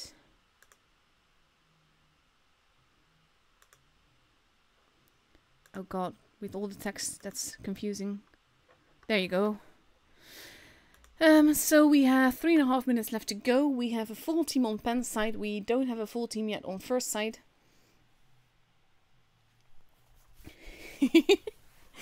We have steadily more people coming in.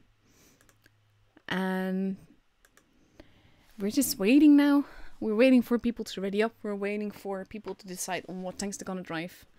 And I honestly really do hope that first we'll have a full team.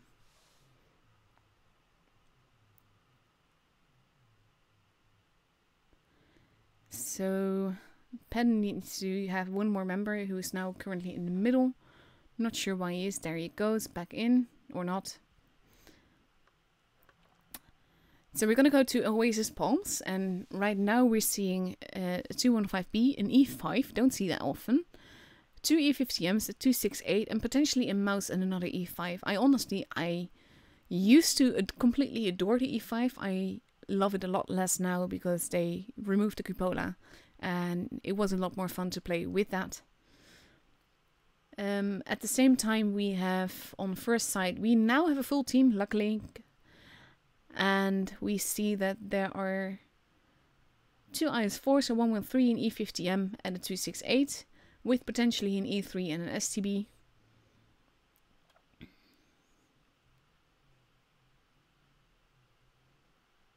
And we're just waiting to see how they ready up and if they gonna keep... Why would you troll like this? Imagine going into a battle and missing a teammate because you're doing this.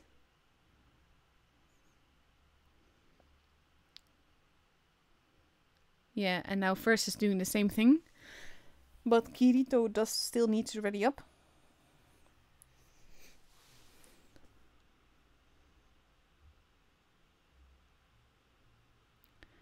And on the other side, we now have seemingly a definite lineup with a 215B, a mouse, an E5, 2 E50Ms, a 268, and another E5.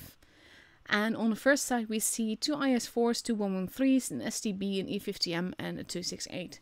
So on the first side, we see more mobility, really. They're, all the tanks that they have a form of mobility. IS4 is the one that has the least mobility of these. But they're all pretty mobile, whereas on the other side you have the mouse, which is obviously very, very slow. The E5s are slower, still pretty mobile, but not quite as fast. And we have just 40 seconds left to go before we enter the battle and see how it goes. I just saw someone pop offline for a little bit. That would be something that would make me completely nervous.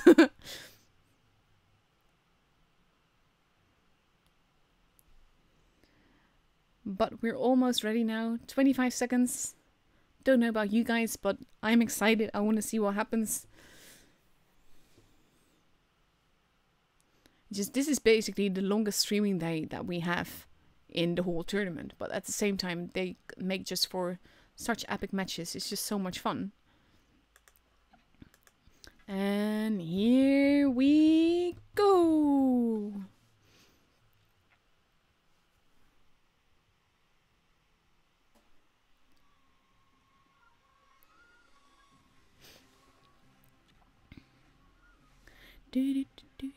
Oh, the music is quite catching.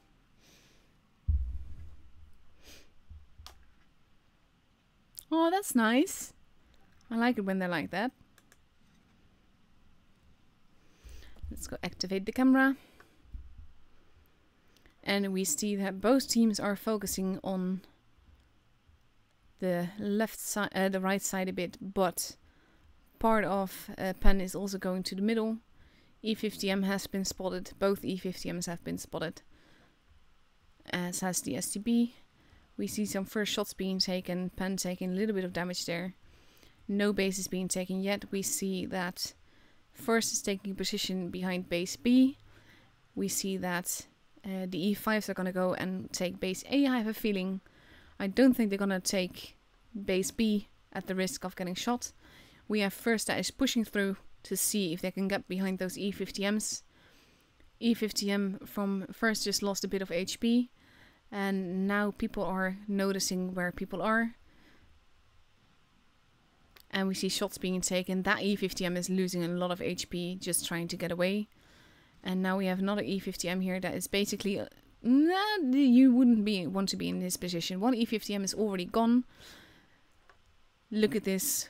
Poor E50M is getting absolutely slaughtered. Even though he's trying his best to bounce shots. But there is HP being lost all around. There was a bit of a fire there. And basically Pen is moving in to try and save their teammate. And first is losing a lot of HP trying to get that guy out of the equation. At the same time... Ooh, that tracking shot though. This is like a bit of a cluster. Just gonna take you a bit in more to show you what happens. There goes the 268. There goes another one. Now it's 5 versus 4. We have two guys sandwiching an IS-4 here. But the mouse will get shot from behind. And now it's 4 versus 3. And Hellfire is almost gone. There he goes. Now it's 3 versus 3. You can go either which way. We have an E5 versus a 268 over there. But the E5 is now a one-shot. But overall it can still go either way. Depending on where they go and how many shots they get in. The mouse needs to be careful here. As does the 215B, to be honest. But the 268 manages to get away. And we have the STB that is going up and sneakily going behind them. And then they're basically be pincered. And there's not much they can do about that. Because they can't really turn away. Ooh, there he goes. And now it's just the mouse. And this is definitely first game. They don't have the point advantage just yet, but they just have one enemy. And the chances that the mouse will be able to take all three out isn't that big, especially since he had his back towards the 268, and that can hurt a lot. I'm sorry. Okay, well that just happened. Now if the mouse manages to hold, he might just get away with it. At the same time, he needs to angle more than that because he was showing his cheeks.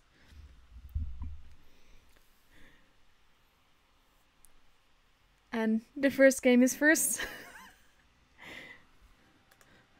That was funny. But that mouse, that was an epic carry for the mouse, to be honest. One of the E50Ms didn't manage to get a shot in. He got absolutely deleted as he tried to run away there. Didn't have any choice. I love what the STB did though. Ram a mouse, why not?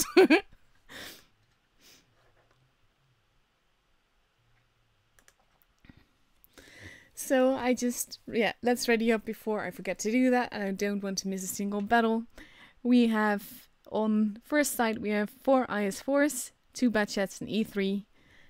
That's a pretty fast and dangerous lineup, because there's a big tank behind somewhere, and quite a bit of armor with a bit of speed cheeky. And on the other side, we see 2 IS-4s, 2 E5s, a mouse, an E50M, and potentially the 215B again. So that's probably the same lineup that they had before. Not sure if that's gonna work. I don't feel that those tanks are really cut out for this map, in my opinion. In that combination, anyway. But they did lose one of the E50Ms. So in 35 seconds, we're gonna go into the battle and we're gonna see what happens next.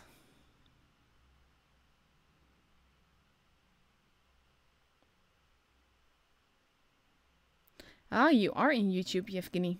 Evgeny? I'm probably pronouncing it all wrong. But hello to you too.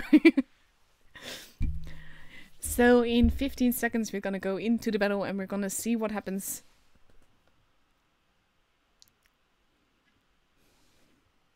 I like that First is confident enough to go down the middle like that, because that is not really a very secure path to go on, because it's hard to get out of the way if you get shot at.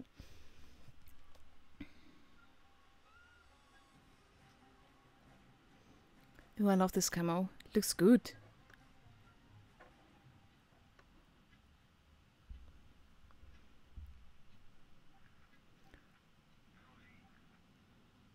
What?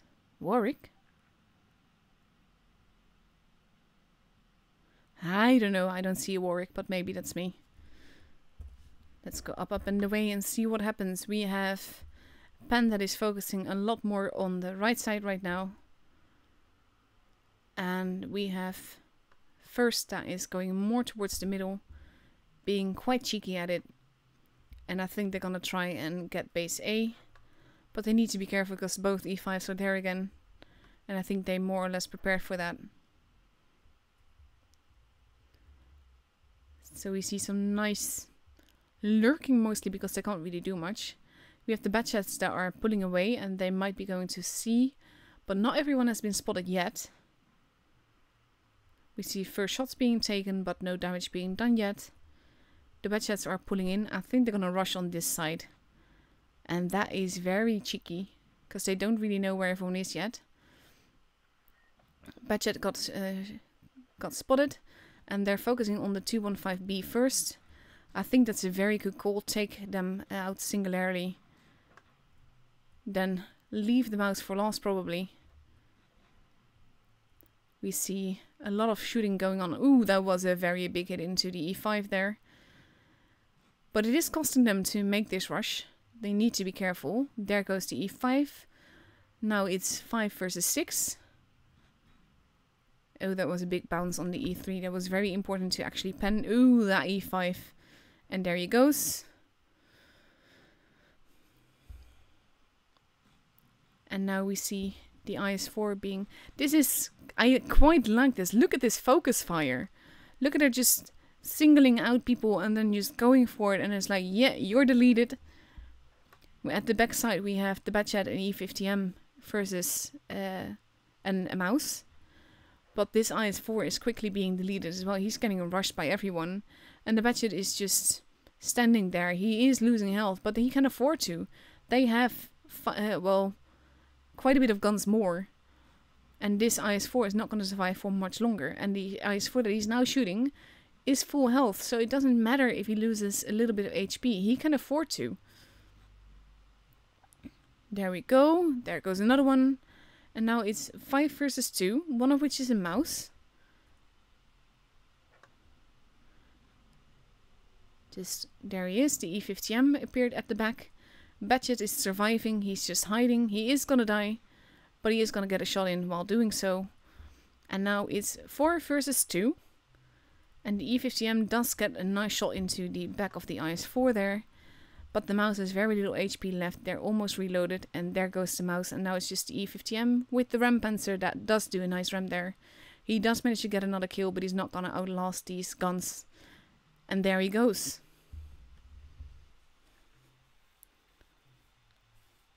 That was a cool game. I just love the way they wrapped it up. That was cool.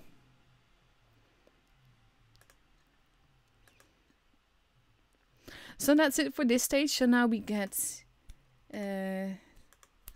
first against Exegi. And that will happen in about 20 minutes. So, but I heard that I got another replay in my PM box. So we can go look at that.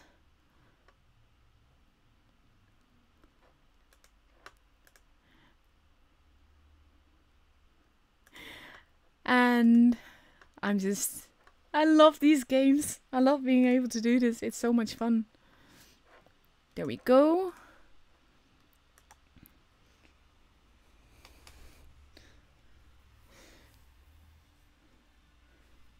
And this is a low in a very fancy, pretty camo. It does look really good like that.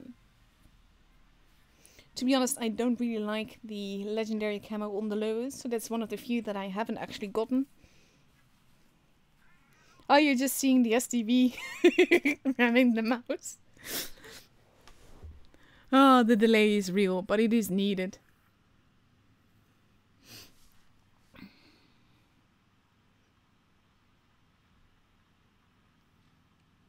I get all hyped up with these battles. It's just so much fun. It's actually these replays that are just like sort of calming.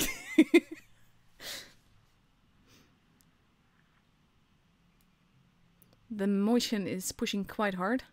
Lilo is staying where he is. He's in a good position, but he needs to be careful not have any targets to shoot, basically. That is a nice shot.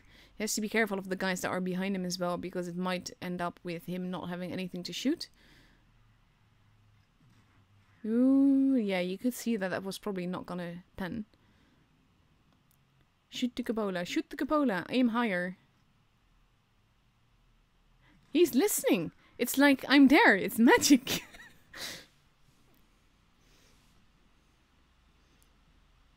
To be honest, I don't think the STB rem was on purpose. But it was quite epic to see, and yeah, it definitely made me laugh. Aim carefully. This is like, if you take your time to shoot, to make your shots, and especially when you're not actually getting shot at, you have so much more chance of actually hitting what you want to shoot. And now, of course, he has to turn back because he's getting shot in the bum by Pershing with very little health, so that's a 2-shot now. If he shoots him again, basically the guy is dead. But the Pershing knows that as well, so he's not even pulling back. He's not sure what he's doing, I think. The Pershing that is. And then we have the T-34 that is in the middle over there. A very juicy target. Nice activation of the adrenaline. I do the same in situations like this, mostly because you know you can safely get another shot in. And you can possibly take a gun out of the equation. This is where you need to deactivate auto aim, because if he moves... Woo, that was very lucky. That was a lucky RNG shot. Well done. Now he has a Pershing. That is also gonna die. Ooh, low roll.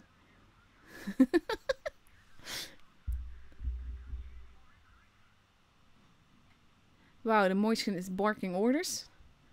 Pershing needs to move. There you go. There you go. 2 kills. Why are people so rude? I don't get it.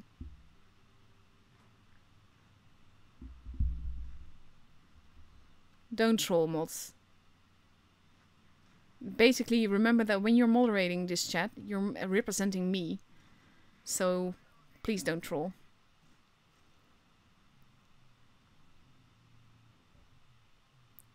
And there goes another one. That Moiskin is still alive. He's now showing his lower plate. That is very troll. Aim for the cupola. Go for the cupola. He's listening. I love that he's listening. He needs to be careful though. He's a 1-shot now. But the Moiskin isn't paying attention to him. Ooh. 4k damage already though. That's very lovely.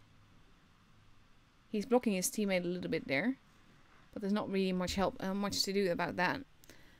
But that was quite a cool game.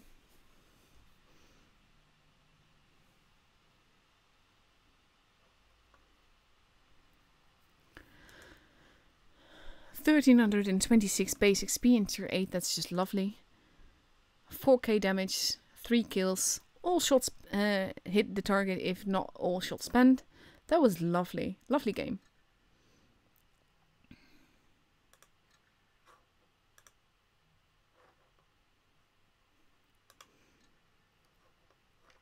So now we just have to wait. We have a little bit left to go. I'm not sure if I have any more replays to show you guys. I'm getting tagged in Discord. I'm quickly looking.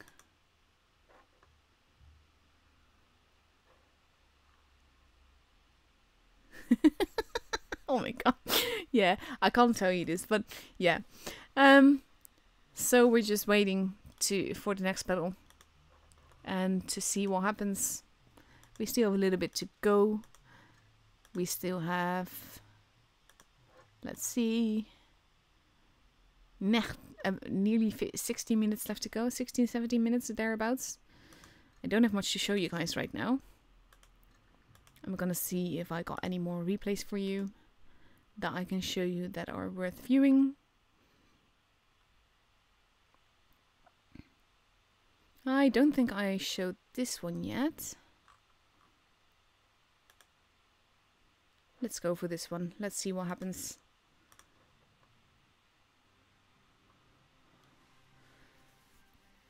This is a tank I have had a hard time acing. It is not really the tank that really fits my playstyle.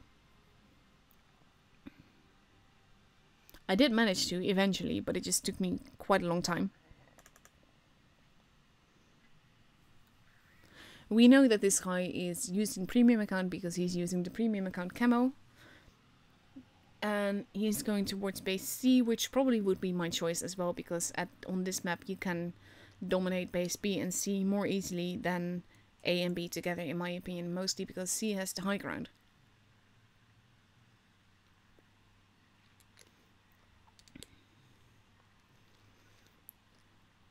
So we have a T30 that is called La Reaper. Sounds like a weird plant if you say it like that, to be honest. We have most of the enemy team that appears to be at base A, so that means this team is in trouble. And that means that they need to cap the bases to give them some advantage. We have a Moiskin over there. And that's a nice shot into the Moiskin. And he, in my opinion, he should stay up. But he's not sure about that himself. The Moiskin is playing it cheekily. But it is costing him a ton of health to do that.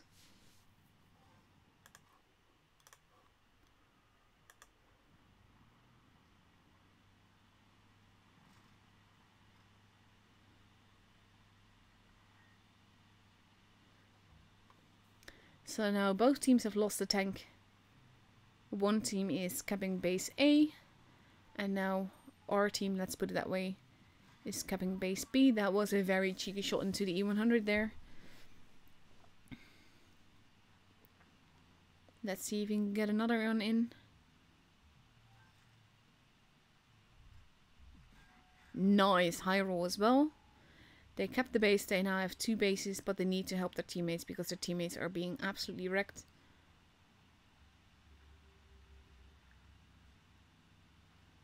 And the AMX is more or less putting back. I would ignore the AMX in favor of the helping your teammates. Especially since this is an autoloader. And that can get you into a lot of trouble. But the VK doesn't seem to mind. Load HE to the bum. HE to the bum. There we go. I like it. People listen. That was quite lovely. He is losing a lot of HP. Just bump into him and he'll be dead. Ooh, clever, clever.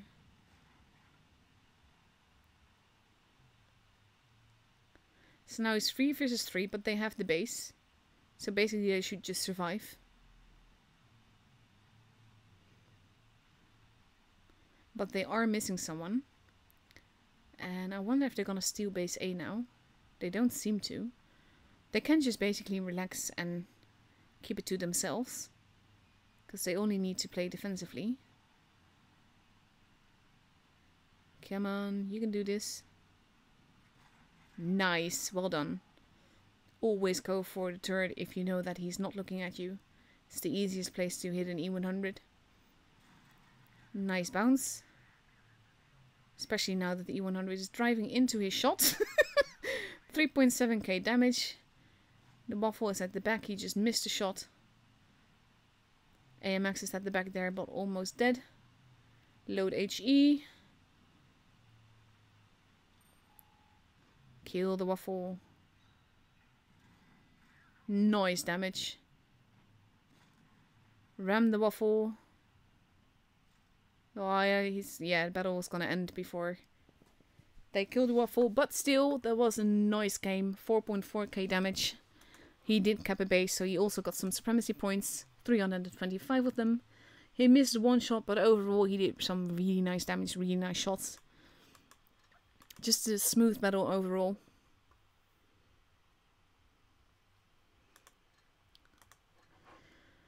So let's see how long we have left to go.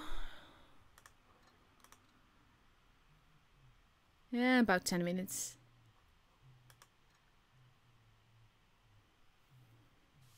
Thank you for giving it to me, David.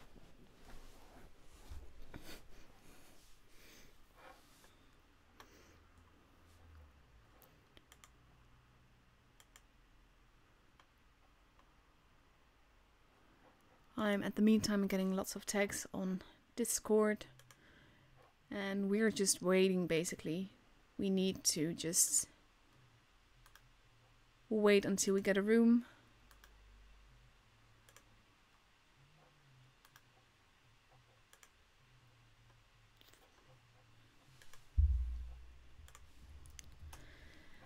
And that will happen in a few minutes' time.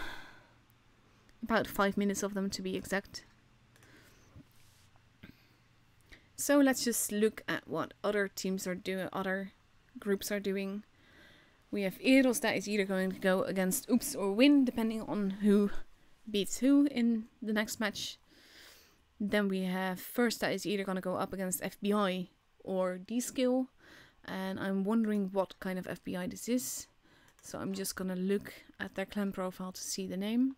French Baguette Invasion. That is not the general meaning that I'm thinking about when I'm looking at FBI. I'm not also not looking at the Federal Bureau of Investigation. I always think of the one that you see on the t-shirts. But yeah, oops, I wasn't supposed to go out of there. Then we have Souls that's going to go against BTR or Loka. Hapki against Asa or Uni. Eros versus Pax or Tersh. Ooh, Kraken got knocked out. Okay. And Raid versus Appa. That is gonna go versus either us or Lexen. And it's gonna be Lexen.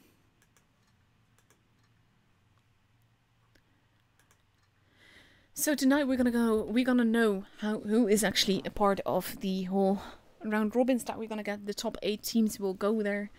It's pretty exciting so far, and I hope you guys are enjoying it as much as I am. I hope you're also enjoying my babbling a little bit. And I got another replay to show you between matches next time.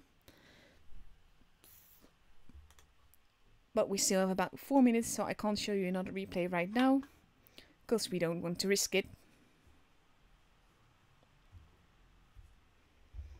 In the meantime, lots of talk going on in the chat, lots of languages that I do not speak, so I don't know. To address the coin thing again, Wargaming did say that there will be constant live streams. They didn't specify which live streams, and apparently that is not for the qualifying games that we have yesterday and tonight. So nothing I can do about that, sorry. And we just need to wait. Just a few minutes more, then we get another room, then we get 2 teams, then we get 2 maps. I can look at the maps. Let me do that then. Oh, come on, don't get stuck on me. Chart.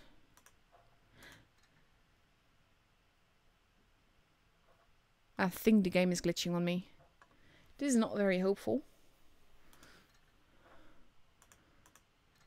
7 minutes. Show me the chart. Don't be like this, please. I can always restart the game, but I'd rather much stay in the game. Okay, now we have the matchup again. We're gonna go Port Bay, and Faust. Oh, I love Faust. Faust is my favorite map. We're gonna go Port Bay. We actually just... This is funny. Last time I saw Normandy. I showed Normandy and we got... I know we got Normandy later. And now we get Port Bay, and we just showed a replay in Port Bay. Let's see, here's Port Bay. This is the overview of the map. Like I said, I prefer going base C because it's easier to dominate B from there, and it has the high ground, and I like that you, for my in my opinion, you can manipulate the battle more evenly if you go through base C. At the same time, if you manage to get an early cap and you hold C, then pretty much you're in a win situation as well. And of course, there might be Faust after that. Faust I just love with all the tunnels and the bridges and the cheeky shots you can get in and all of it. But that's basically it. Now we just wait for the room. I'm making sure that I do not have a map on the stream. And we're gonna see what happens. Come on, give me a room. It's 2 minutes left to go. Well, about a minute and a half before we get the room invite. And then we get to see some more battles. And after that we get the grand finals. And after that we get to know who goes into the top 8 in the professionals tournament. And who we will see a lot in the upcoming month, to be honest. Because there's like 3 stream dates every week for all the servers. And I'll be streaming quite a bit of Asia and all of EU and a little bit of NA. NA has the problem that their matches are when it's like 3 AM here, so I can pretty much only do that on a Saturday. But EU, of course, I make time for, and Asia is in the middle of the afternoon, so I do my best to cover as many of those as I can as well. Because I love doing this. I love the competitive gameplay. I love seeing what teams do. I love getting all excited, even though I'm not even participating myself. It's just fun. So, in a little bit of time, pretty soon, in about 15 seconds, we should get a room invite. And then there it is. Woohoo! I like how it says the tournament will start in 0 minutes. That's like... that creeps me out. So now we have first versus Exegi. We saw how they did versus R2K. They were pretty epic. But we also saw how first was against Penn. So this is going to be an interesting matchup, especially on Port Bay, which is not the easiest of maps, mainly because it's not a very big map either. So we will see what they do and how they manage. So we have on first side, we see so far, if they go with this, we have 6 IS4s and a bad chat. Okay, well, it could potentially work. IS4s has proven to be a very good map in tournaments. And on the other side, we see a 113, 2 113s, an E3, an IS4, an E50M, and 2 yet undecided tanks. And okay, now we're seeing a different lineup on first. I think that's a good thing, probably. But we still have like little less than 4 minutes before they actually enter the battle, so we have plenty of time for them to pick a lineup and decide what they want to drive. But right now, everyone on first side has chosen a tank and is readied up, and we see 3 IS4s, a Batchat, a T6, 2 T62As, and an Object 268. So that's quite a bit of mobility with a little bit of armor. And on the other side we see 2 E3s, a Patton, 2 113s, an IS4 and an E50M.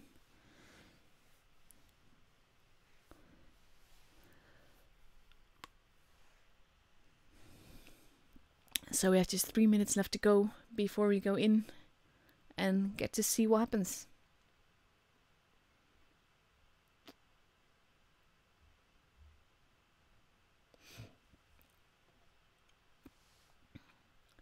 And I dislike this waiting game. I don't want to just go. I want to see what happens. And potentially things could move so much faster if Wargaming implemented the I'm ready and then we go part of the thing that I mentioned earlier.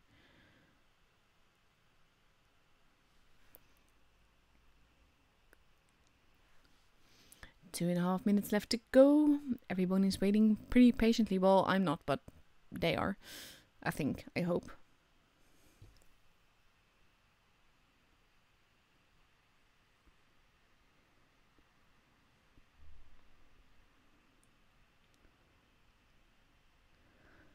Almost 2 minutes left to go, a little bit more.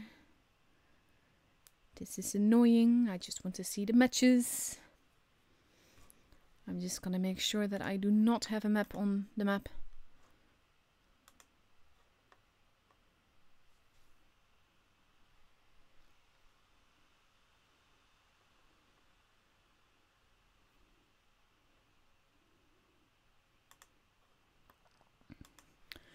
One minute and 40 seconds left to go. And they're changing tanks on Exegri side.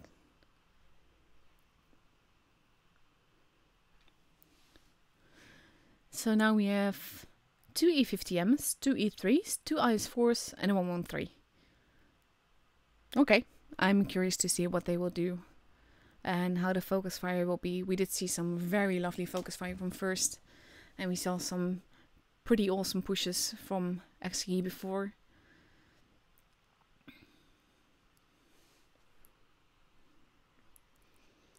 One minute left to go. They haven't decided yet for sure whether or not they are using that E50M, but they seem to be decided now.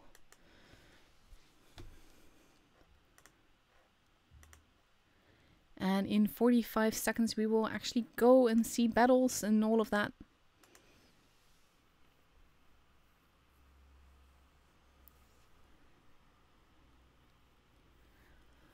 Come on! I love it when they're all ready and we're all ready and we just have to wait for the game to decide, yeah, let's just go.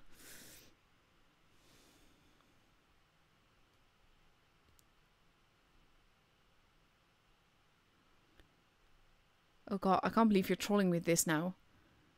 I wouldn't do that with just 10 seconds left on the clock. But okay. 3, 2, 1, here we go.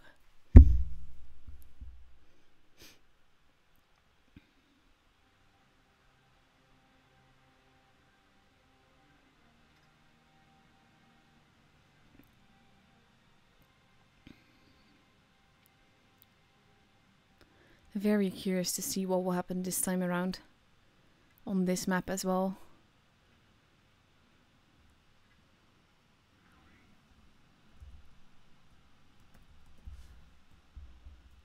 So let's go up in the way, see what they do. We have Firsta is focusing primarily on the middle with the Badget going towards A. And we have all of XG going towards base C, and I have a feeling that we're gonna see a potential rush there with some very big guns. Those T-62As might be in a lot of trouble. Shots being fired, no damage being done yet. But they are on their own and they need to be careful not to overextend, not with the guns that are coming. Most of the team has been spotted. The Badget is now moving towards base A. IS-4 is moving. We have a TD that is up on a hill sideways, that is, and gliding down. He's not going to be able to put shots in from there, and he will need to move. We see first damage being done both sides. IS-4 taking a bit of damage. Badget didn't cap base A but is pushing through. I think he's going to try and get behind them. That IS-4 is being focused and that's going to hurt him a lot. XG IS-4 is being shot as well, but this IS-4 is now gone. And that is one gone out of the equation very quickly. We have the Badger that is at the back that is getting shots in, but it can really go either which way, especially now that the T-62A is getting focused and he's going to be deleted quite quickly. This is basically a bloodbath. We see a lot of excellent focus fire. We have the T-62As that are already out of the equation now. They did cap a base in the air as well, but altogether they're losing so much HP, and the 268 managed to die trying to aim. And now it's 7 versus 3 and this is not looking good. We have the E3 that is just there and just massive shot into Vanadium. And Hellfire is in a lot of trouble as well soon, because only Vanadium is left there. And he is trying to shield him a little bit, but now it's 2 versus 7, well 2 versus 6. And ooh, that is a very quick deletion. And there he goes. And that's a very, very quick battle. Wow.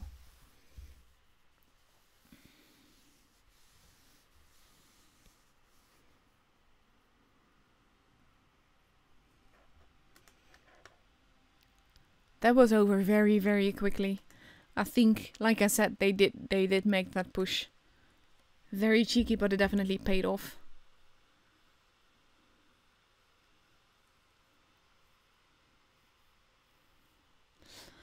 So now they have 1.5 minutes to basically pick themselves up again.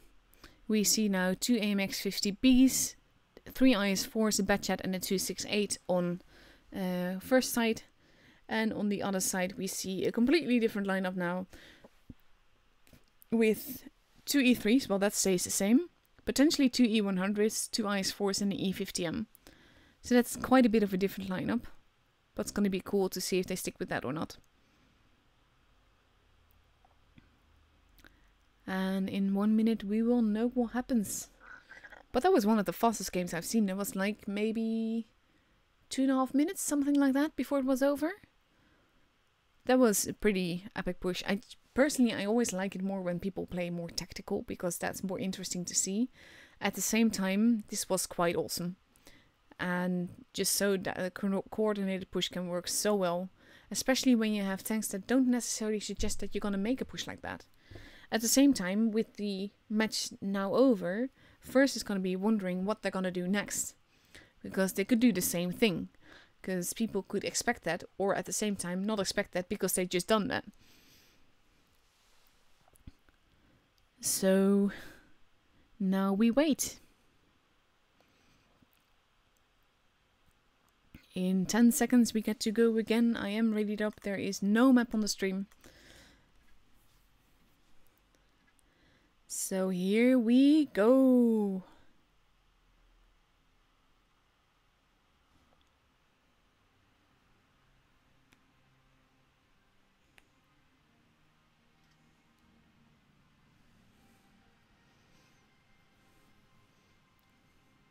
So much firepower though on the enemy team. I love this. This camo on the AMX looks really good, by the way. I like pretty things.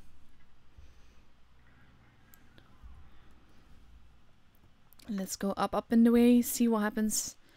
Now, first is focusing on base A, whereas Exeki is going back towards base C again. And I think that if they want to pull this off, they need a very fast cap. We have one of the AMXs that going into a camping position, the other AMX staying behind. I think they're expecting to meet opposition over here. But really, it's only first guy has been spotted. They need to get base A. They just need to make a cheeky cap and see what happens. The thing is that if you go with 2 tanks in one base, people will know that you're there with 2 tanks. And if you're there with 2, you're very likely to be there with more. They're pulling back now, and they have the base, so they will have a slight point advantage. But at the same time, Exeki will be expecting them from the rear. So that IS-4 is making... Ooh, that was a very lucky miss for Hellfire there. More shots being taken. The E50Ms are taking a turnaround. The IS-4 is going to go up on the hill over there, I think. The E3 is climbing up to get shots in. And this is really not a good position for that IS-4 to be in. But they do have a slight point advantage, even if only of like 20 points. So as long as they can survive, which is not looking good for that AMX now. With the amount of HP that he just bled. We have the 268 that is over there. They need to be careful, but they're in pretty tricky positions right now. So they need to make a move. At the same time, Exeki is content to just wait and let them make the mistake.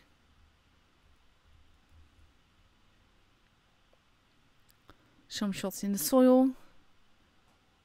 Not much they can do now. We have the Batchat and IS-4 at the back, and we have the AMXs going back as well. I think they're going to go up and go after the IS-4.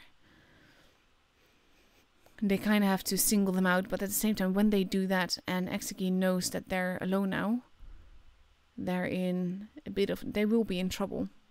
The IS-4s are now there. It looks like they're possibly going to sacrifice Hellfire in order to get stuff done. And Vanadium is staying there, knowing that he's been spotted as well. But the guys at the back, they need to make a move. They need to not stay there. They just need to do something. Take out that IS-4, for instance. Take out that IS-3.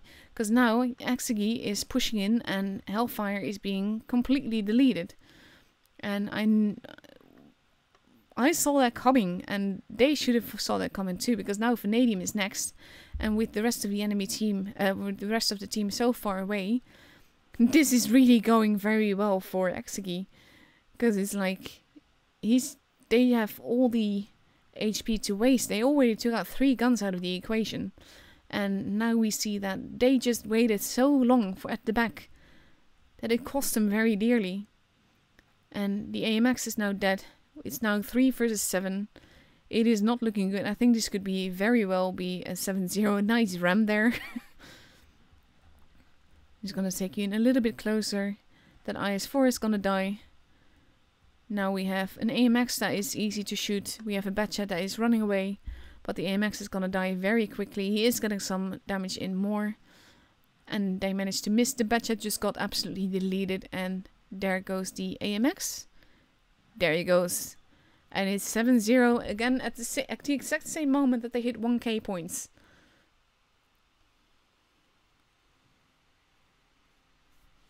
Wow.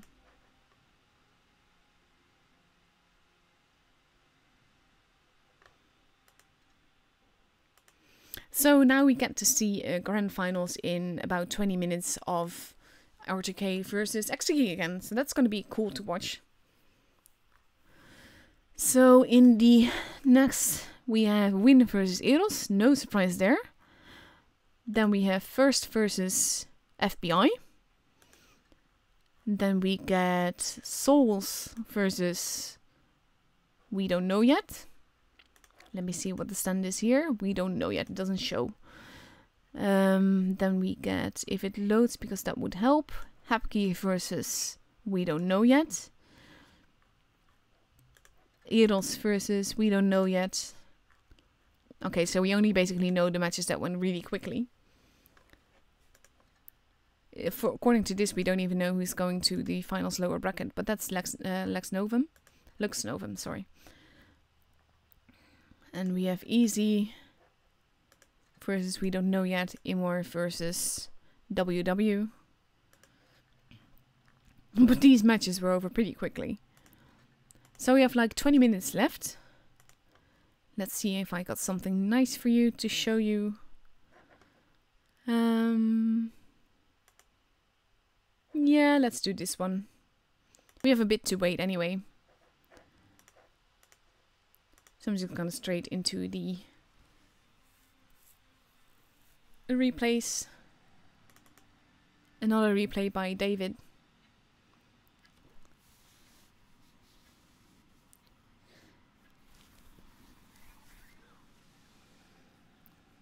The Batchat is gonna scout C, he says.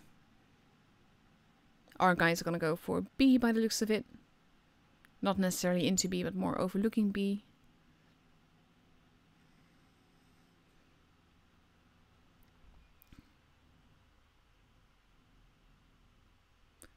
There you go, but you can't really shoot them yet.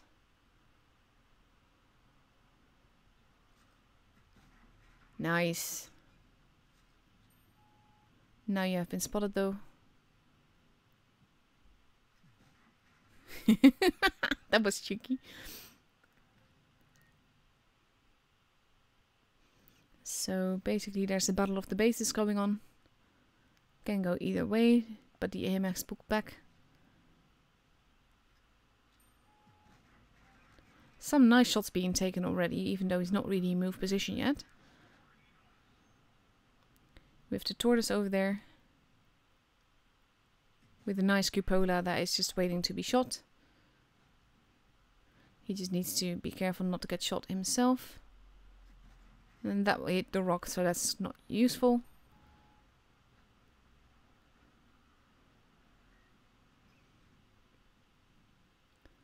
And we see the tortoise over there. Why aren't you shooting the tortoise? Nice, well done. We have a grill that is actually with his rear towards him. Pull back. And some nice HGing. That is waiting for it. There we go. There goes the grill. And now he's going down. I think he's going to possibly cap base B. Oh no, he's not. He has to be careful though. It's 5 versus 4 now.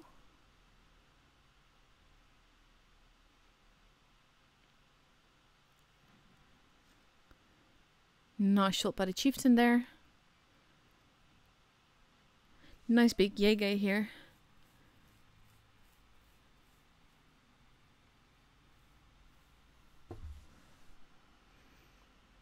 4 versus 3. This is a very tricky move by the Yege. He does manage to get the shot in though.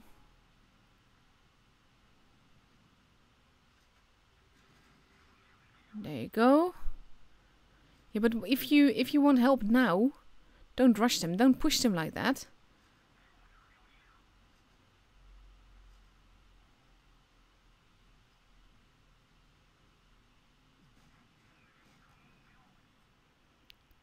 Now by the IS-4, I wonder if the Jaeger did turn around. I was wondering about that. I want this tank. I hate grinding, but I kind of want this tank.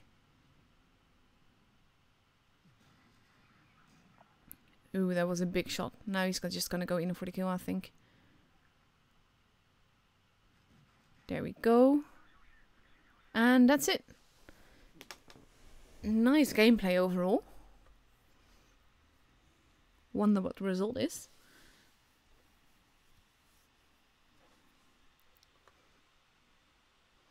First class, 4.2k damage, really nice.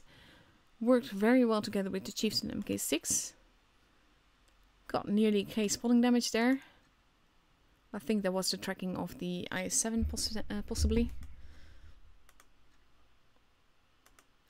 You don't see the stats here because it's actually an NA replay that I'm playing on EU. So then it doesn't load those. Because technically those players aren't found on the EU server.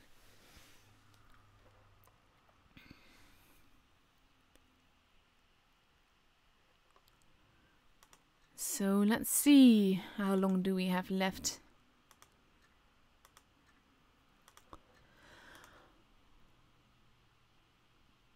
$39, that's about 17 minutes, something like that. 16. Let's see if we know yet. We know that Eros was against Win. First was against FBI. We didn't know this one yet. It's against Loka.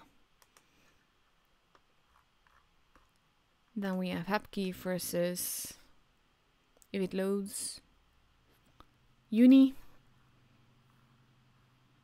And Eros versus, we don't know yet. Do we know yet here? Nope, still on the side. I think they need the 3 matches. And Raid versus, we don't know yet. That is still going as well. And the last one, Imor versus Easy.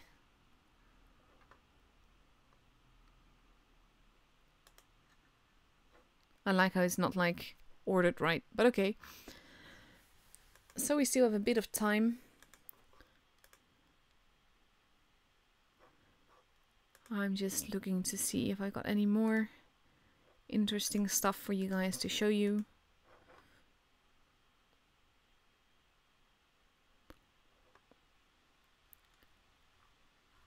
Oh, I got another one. Let's go for this one. Let's see what happens. Since we still have plenty of time.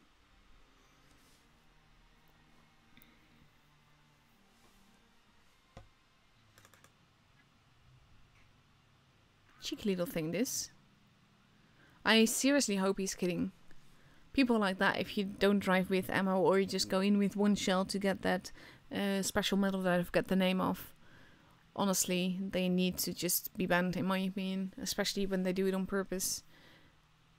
I believe that the game actually tells you that they can't let you go into the battle if you don't have any ammo, I believe, but I'm not entirely sure. It didn't used to, but I believe it does now.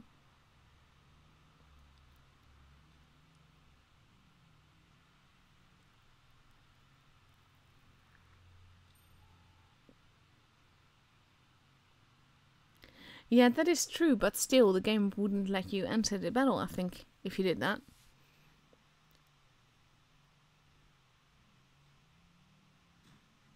Nice. Track him again. Track him again. Nice. I like it when people clip people.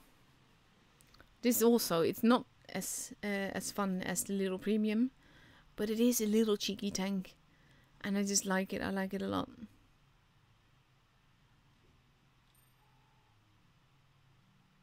Yeah, you don't want to get shot by the Isu. Oh, it's actually a Su, but still you don't want to get shot by that either.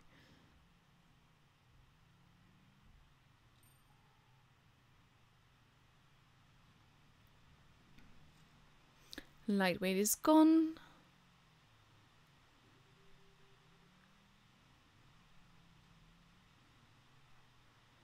This is not a good position to be in.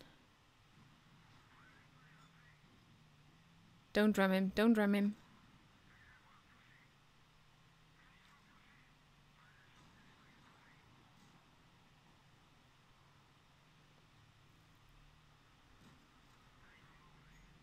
Ooh.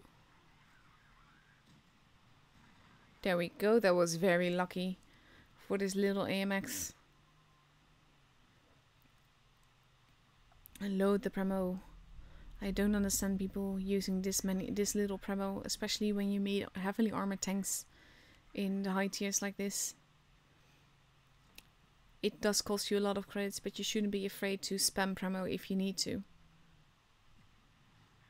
Then you wouldn't get bounces like this.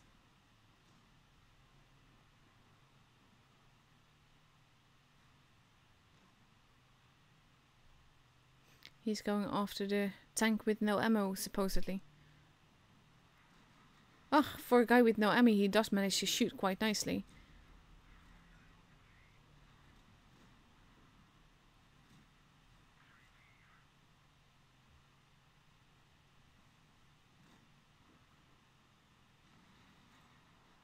There we go.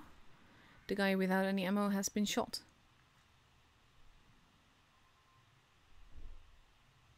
Now it's 3 versus 2.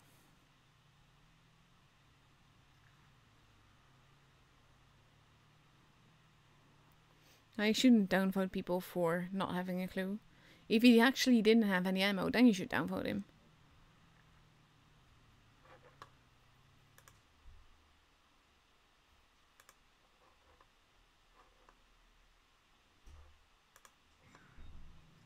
So another one. And another one. That's a nice kill. Now just a Helsing. He could potentially shoot him.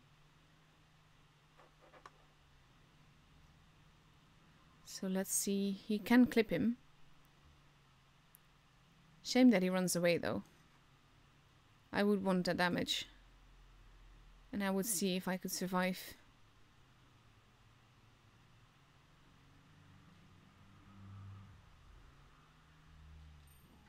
There you go.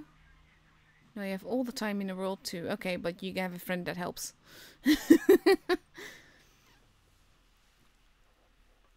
So let's see. That was first class. Some cheeky gaming there. Some nice teamwork between him and the T-49. And now we wait. And in the meantime, there are rude people in the chat.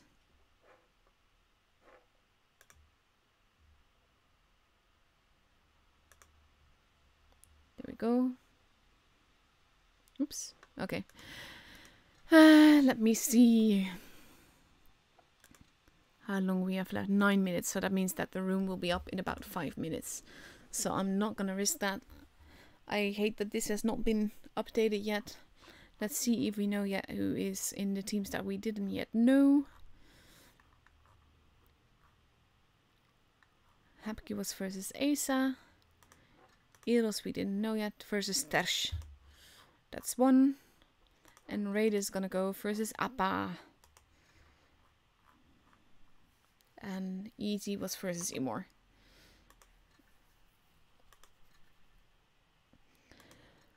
So now we just have to wait until we get the room invite and then we can do more.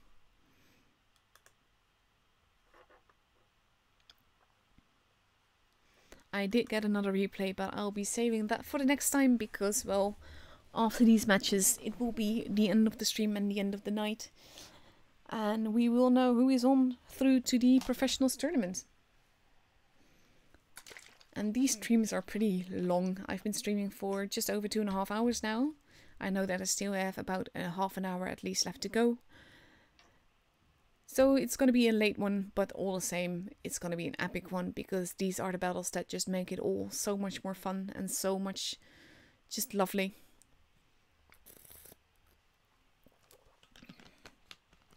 It's just so exciting to see matches like this.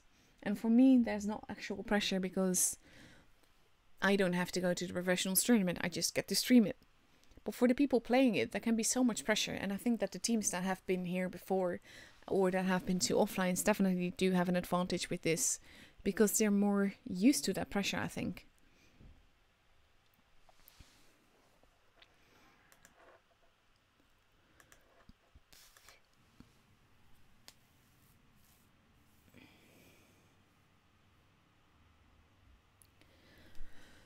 So we just wait. We have a few minutes left of waiting to go. Let me see. I think we got the Normandy map.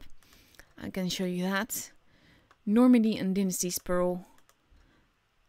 Just gonna go here and then I'm gonna go look at my Normandy map. I don't actually have the bases on this one yet, but there's if you have the flag there right next to it on the left is base B. More to the left between the first ridge and the second ridge is base A, and on the other side of the flag you have the little crossroads. There's base C at the bottom, a little bit lower, and base D more high. And like I said, these maps are really exciting to commentate on right now because we haven't seen these much yet in tournaments. The first place that I saw them was actually in the Asia stream that I did earlier today. So this is going to be pretty epic to see and to commentate on, to see what people do, because they will have trained this because they knew they would get this map at some point. But I'm not sure how much training people have had and how used they are. I saw quite a cheeky Leo tactic earlier today that paid off quite well. At the same time, those kind of things where you send your mats off to somewhere else can be very tricky. So yeah, I'm really excited to see what will happen after that. And if we get a third match, we get Dynasty's Pearl. Dynasty's Pearl is one of the smallest maps in Blitz, which is one of the reasons that I'm not really a fan of it. Personally, I prefer to go to the base C side to just basically decap B from there and see if I can cap C. I think the positioning on that side is better. But if you have a lot of super heavies, then base A is better and you can dominate base B from there as well. But it's easier to get shots in from from C to B than it is from A to B. So yeah, that will be exciting matches, definitely, for sure. I've removed the map to make sure that it is not on the screen when I go and stream more matches for you guys. And now we are just gonna wait for the room to pop up. And the grand finals of the qualifier stage is basically what it all hangs on. And I can't wait. I really want to see this. I want to see what happens. In about half a minute the room should be up. And then we get to see Exegi and R2K battle it out again. But this time on a completely different map and potentially completely different maps. And it's just so cool. I like being able to watch this and tell you guys what I think and what I feel should happen. Because you can always see the development in the game. There's the room. Zerd is spectating again. There's the honor. I think that the whole spectating thing would definitely work, but at the meantime it could make things harder for offlines, because technically that would mean that you would need an extra person there that is a spectator as well, which would mean you need 8 or 9 people there. And I'm not sure Wargaming would be willing to do that. Would be cool though, because then you get an actual caller and 7 players, potentially.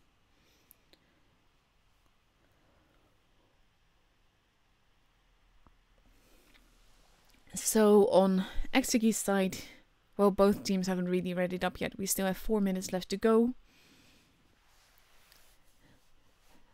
I'm excited. On Exegi's side, they are now ready. They have 2 E3s. They really like their E3s. 2 AMX 50Bs, 2 IS4s and a Batchat. And on R2K's side, we see an IS4, a 140 in E3, a Chieftain, another 140, a 268, and potentially another Chieftain.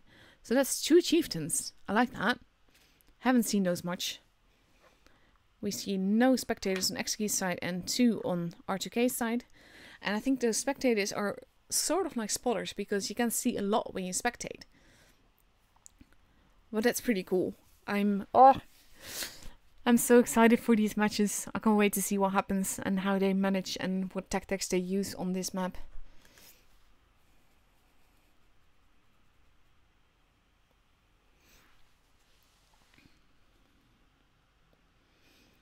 And now we just have 3 minutes left to go, and we have to wait until we see what goes on and where they're gonna go and what they're gonna do. And with those clippers, that can be very, very tough to meet, especially if you have 2 AMXs in front of you and they both clip the same person. Basically, that person will be deleted if they pan all the shots, that is. Especially in the case of the Chieftain, which doesn't have that much armor, but it can be quite troll, and with all the rises and hills and everything that this map has, that tank can work out really well here. But we're gonna see. I'm excited. I keep saying that, but I am, and I just want to know. I just want to start. I just want to commentate. I just want it. I wouldn't say I want it to be over, but I just want to see. It's just, especially with a new map like this, I'm like, oh my god, these are tactics that are not tried all that often, especially not in the real tournament things. And it's just, it's cool. Oh, they are... Ugh, they're trolling again. But oh well. Why would you do that? It's so useless.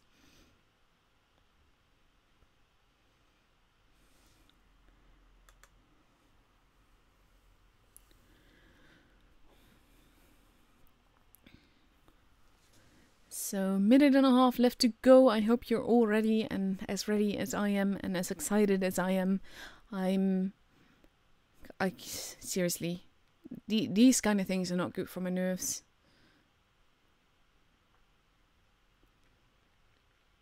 It's so cool though.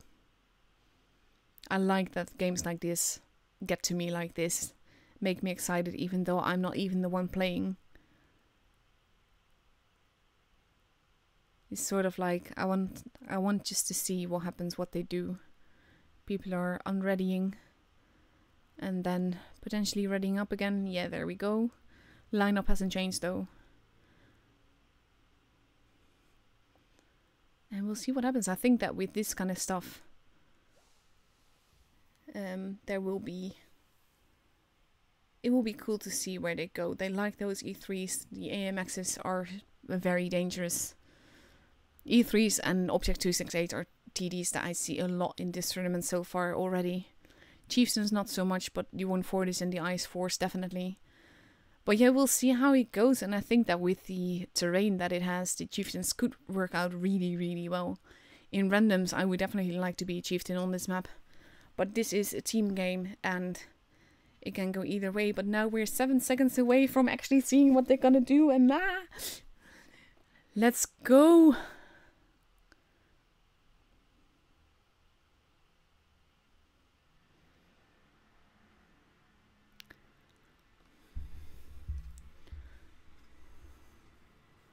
And Honor is completely devoted. I like that.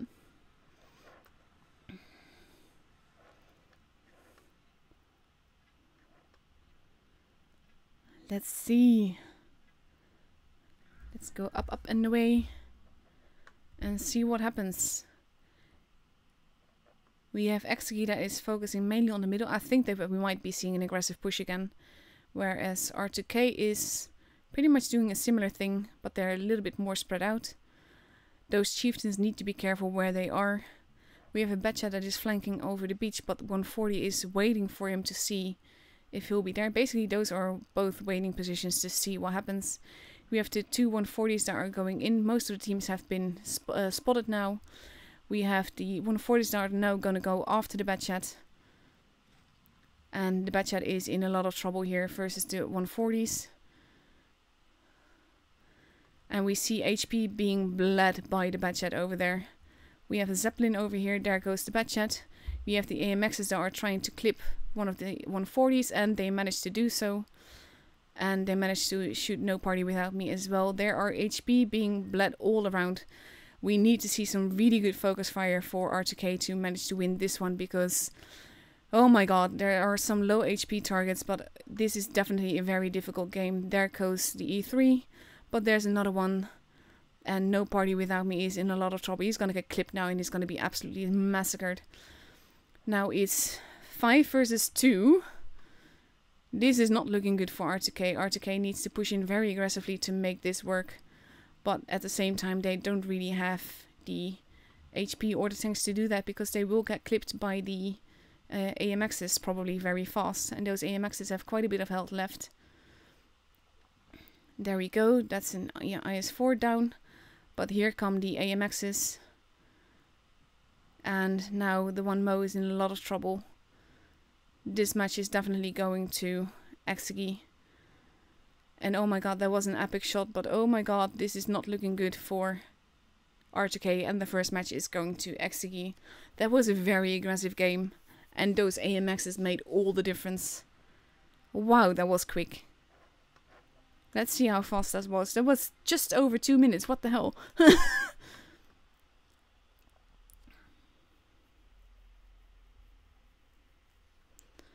So I'm gonna ready up. We see a difference in tactics now, and 1 minute and a half, and then we get to see the second game on this map. We see two 140s, still a Chieftain MK6, and a 215B, a Mouse in E3, and a 183. 183 is tricky, but I think that might be because of the AMXs, but those aren't there anymore. We currently now see two E3s again, two IS-4s, a 268, and a grill and a batchat. So that's a lot of firepower. So gonna be cool to see where they go with this. They have 1 minute left. Now we see on R2K's side an IS-4, two 140s, two 113s, a 183, and a Chieftain MK6. So this will be very tricky, because the pressure is definitely on now. R2K has to win this match if they want to go through. Same thing for Exegi. They have a little bit more relaxed, because they can lose this one and then win the next one if they want to go through. But if they win this one, then it's over. Then they're through to the next round. And that's what I love and hate about a new map like this on this stage. We have 30 seconds left to go before we go into the next match.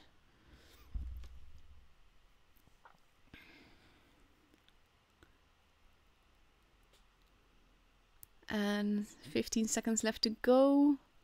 I'm way too excited. This is way too intense for me. Whew. 7 seconds.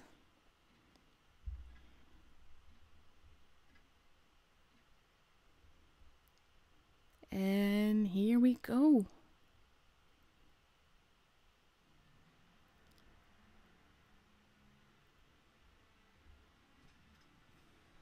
Exciting times. I wonder what they're gonna do now.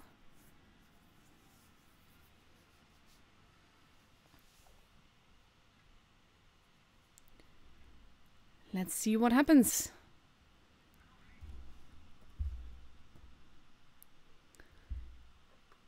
We see that now Exegi is focusing on the middle more. We have R2K focusing more to the side and a little bit to the middle, just like before. I wonder if they're gonna go into base A over there. They are sticking together more. And now base C is being kept, and I think they're gonna get base A, but they need to be careful because blind shots are possible there. And it wouldn't even be a blind shot right now. 268 is there. That was an HE shot, but now they can cap in peace. Ooh, but we have shots being taken. The E3 is there. Basically, they need to make a push. They need to make it happen. Exegi has a slight point advantage, but R2K has a slight HP advantage. And it will be interesting to see what happens. We have the 140s that are turning back now.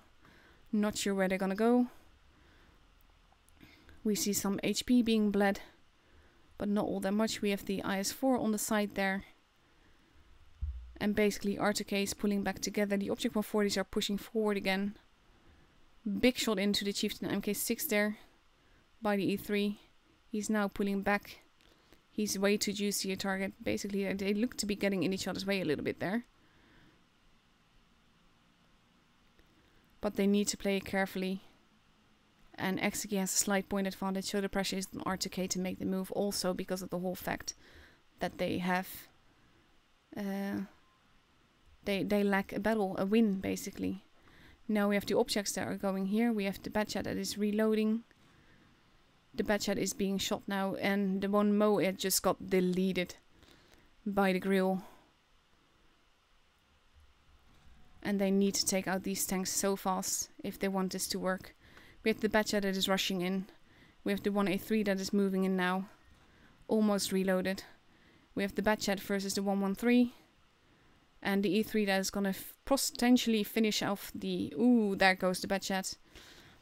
But Matt Wheelie has a tricky... Basically, R2K has a gun more, but is in a precarious position for a lot of it. Nice tracking shot there. 3 guns gone on Exegi's side. We have the objects that are now shooting the... Ooh, Matt Wheelie got deleted there. But now Zerd is in a lot of trouble, and the objects are pushing the grill. I think they're gonna lose Zerd, but they're accepting that loss. And object 3 is waiting for to get a shot, but he's pulling back. I think he wants to have the support of the team. There goes Zerd. The grill just shot, and now he dies. Now it's 4 versus 2. But it is tricky. R2K does have the point advantage, but they don't have the base advantage, so they need to make a move. They need to get those bases out of the clutches of Exegi if they want to win this. And they're now grabbing a base, which I think is a very good call, because that would lay the pressure on these two. And I like that they're not really taking any unnecessary chances. We have the 1A3 that dropped down to the beach. He's sort of like out of the equation. I think they just want to keep him alive. And now we have the 140s that are sort of keeping them in place. They can't really do much. Basically, all they need to do is survive and win this. They can still cap base D if they want to. The 1A3 is just holding back. He's not really doing much of anything. He's now turning around and driving off. And we have R2K holding, and now Exegi is going towards base A. And I hope that they're gonna take base D, because that would lay the pressure on again. There we go. We knew that this would happen. And to be honest, if they kept base A, that is fine. As long as R2K keeps the 2 bases, then it will go up evenly. And they just need to survive. Now we see some potential clash over here. But the IS-4 doesn't really make a push. And neither does the object. The 113 wisely stays back. That was a miss shot. The 140 is now pulling away. I think it's a good call for R2K to play this securely and just basically have Exegi make the moves. They don't need to play this aggressively. They don't need to push these guys, even though they're 4 tanks. They have some quite low health tanks, and you just don't want to risk that. Now though, it could be tricky, because now a base is being taken. That does mean that one IS-4 is on his own. And I think that they're going to take base A again, which would make sense. The 113 stays back. And this is sort of like a cat and mouse game, in my opinion. They are going to go for base C as well, I'm sure. And Edgar nearly loses his life there. Ooh, that was a lucky miss for Edgar. Edgar needs to be very careful now. It's very tricky, but the Object 140 is now steadily shooting this IS-4. And the IS-4 is probably not going to survive this. There he goes. And that puts the pressure back on Exegi again. Edgar just needs to stay alive. He just needs to stay hidden. They got the bases. They are winning this.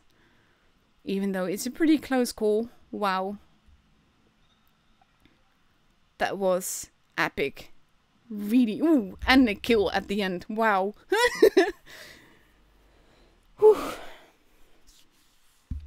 Played out very wisely by R2K, not taking the risk only when they had to at the end. Very nicely done. So now we get Dynasties Pro, completely different map, completely different mindset needed. And we have 1 minute and 40 seconds before we actually have to enter that battle.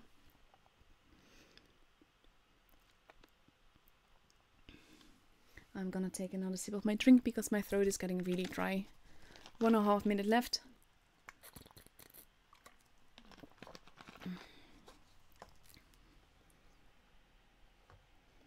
And on Exegi's side, we see most of the lineup already. We see 4 IS4s, an E3, a mouse, and potentially a 268. Some things being changed now. They have 1 minute left. I am ready. There are no maps on the screen. And basically, this is the most exciting battle of the evening. Everything hangs in the balance for this, for both teams. So we see 4 IS4s, an E3, a Batchat, and a mouse on Exegi's side. And on R2K's side, we see 2 IS4s, 2 113s, an E4, a Chieftain MK6, and a mouse. Whew.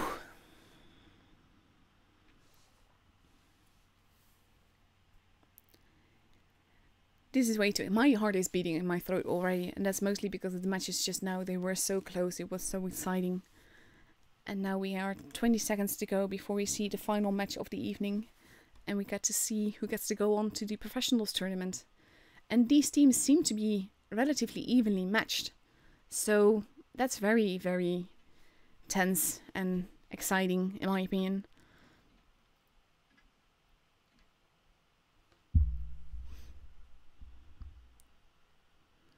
Here we go. Whew. E4 is a tricky tank to take though. I mean, it can turn its turret more than the E3, but it still can't turn it all the way around.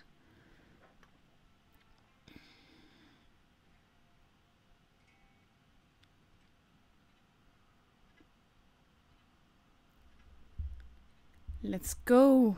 Let's see what happens. Up, up and away.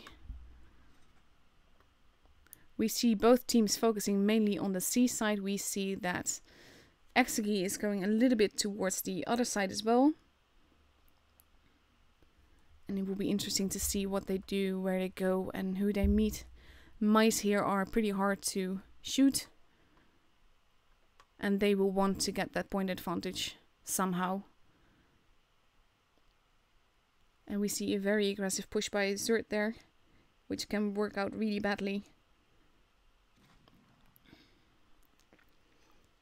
First shots being fired, no HP damage being done yet. We have the E4 and the mouse that are more into the city. Luckily for Winch, a miss shot. And still no HP damage being done. We have the 113 star holding there. That was a very lucky tracking shot for Winch. He needs to be careful though, he's in a very tricky position. We see a tiny bit of damage being done to an IS4. That is more damage being done to the E3. We have the mouse in the E4. We have Matt Wheelie that is being absolutely shot to hell. We have an IS4 that is absolutely being rushed. We see a rush now going on, even though the battle has barely begun. There goes the E3. We have the Batchat, it is capping. But if R2K can pull this together and they can get some shots in together, they can potentially have this. But this is looking like, pardon my French, a cluster F. And this will be very tricky for either clan to get out of, because basically they just need to push. They don't care about the base anymore. Zerd is gone, but they lost two tanks already. If they focus fire, they could have this. Chieftain is wisely hanging back a little bit, but is still getting some shots in. We see 3 guns gone now on Exegi's side. 4 guns almost.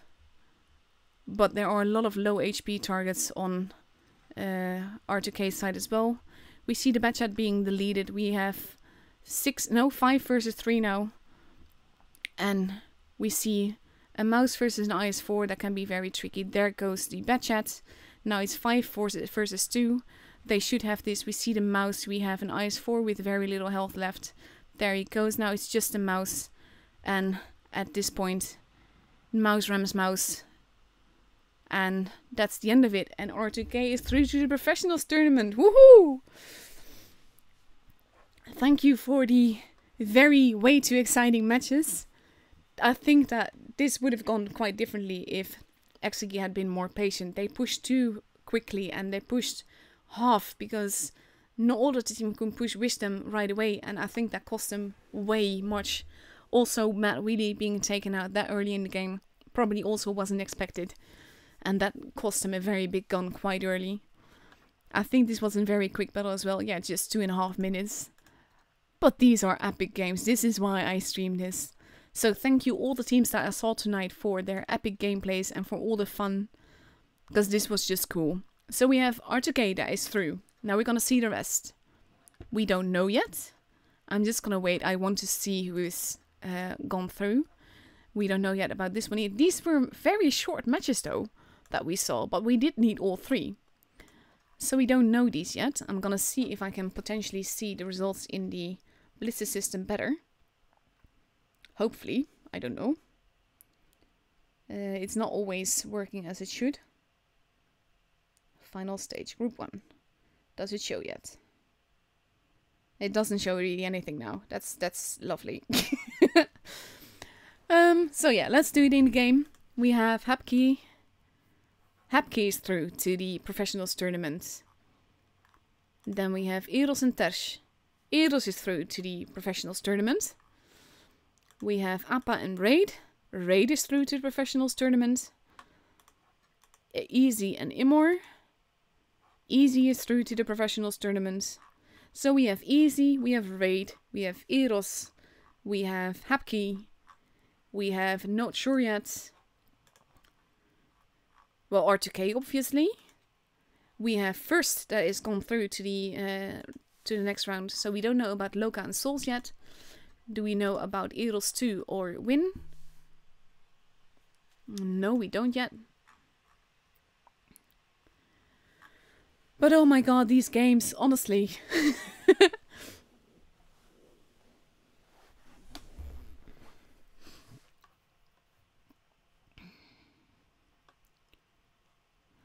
So now we just wait, we have to wait. It says it updates every 5 minutes, but I hate that. I want to see now.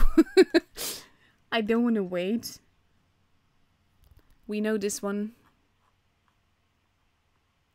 We know First was through. Loka is one of the ones that we're waiting for. Souls is through. So we have... we know Hapki. We know Eros. We know Raid. We know Easy. Okay, so Easy. I'm just gonna count. Easy, Raid, Eros, Hapki, Souls. That's 5. First, Eros, and R2K. So that's it. That's it for the night. That's it for this part of the tournament. Next Saturday will be the next match. I'll be streaming Asia and EU and NA that day. So I'll be doing 3 streams. And on Sunday I'll be streaming Asia and EU again. And after that we have Thursdays, Saturdays and Sundays. So just keep an eye on my channel. I will announce every stream with an everyone tag. Sorry for all the tags, but I think that is useful because this is the highlight of my year, these kind of battles and these kind of streams. So that's it for now. I hope you guys all enjoyed it. I hope you, that you just enjoyed my babbling basically. If you have any tips and tricks for me or any replays, please contact me on Discord. The server link to my Discord is in the video description. And again, thank you all for watching. Thanks all the teams for their epic gameplay. Thanks for all the fun. Thanks for the guys that send me the replays and all of it. And I'll be seeing you guys the next time. Good night.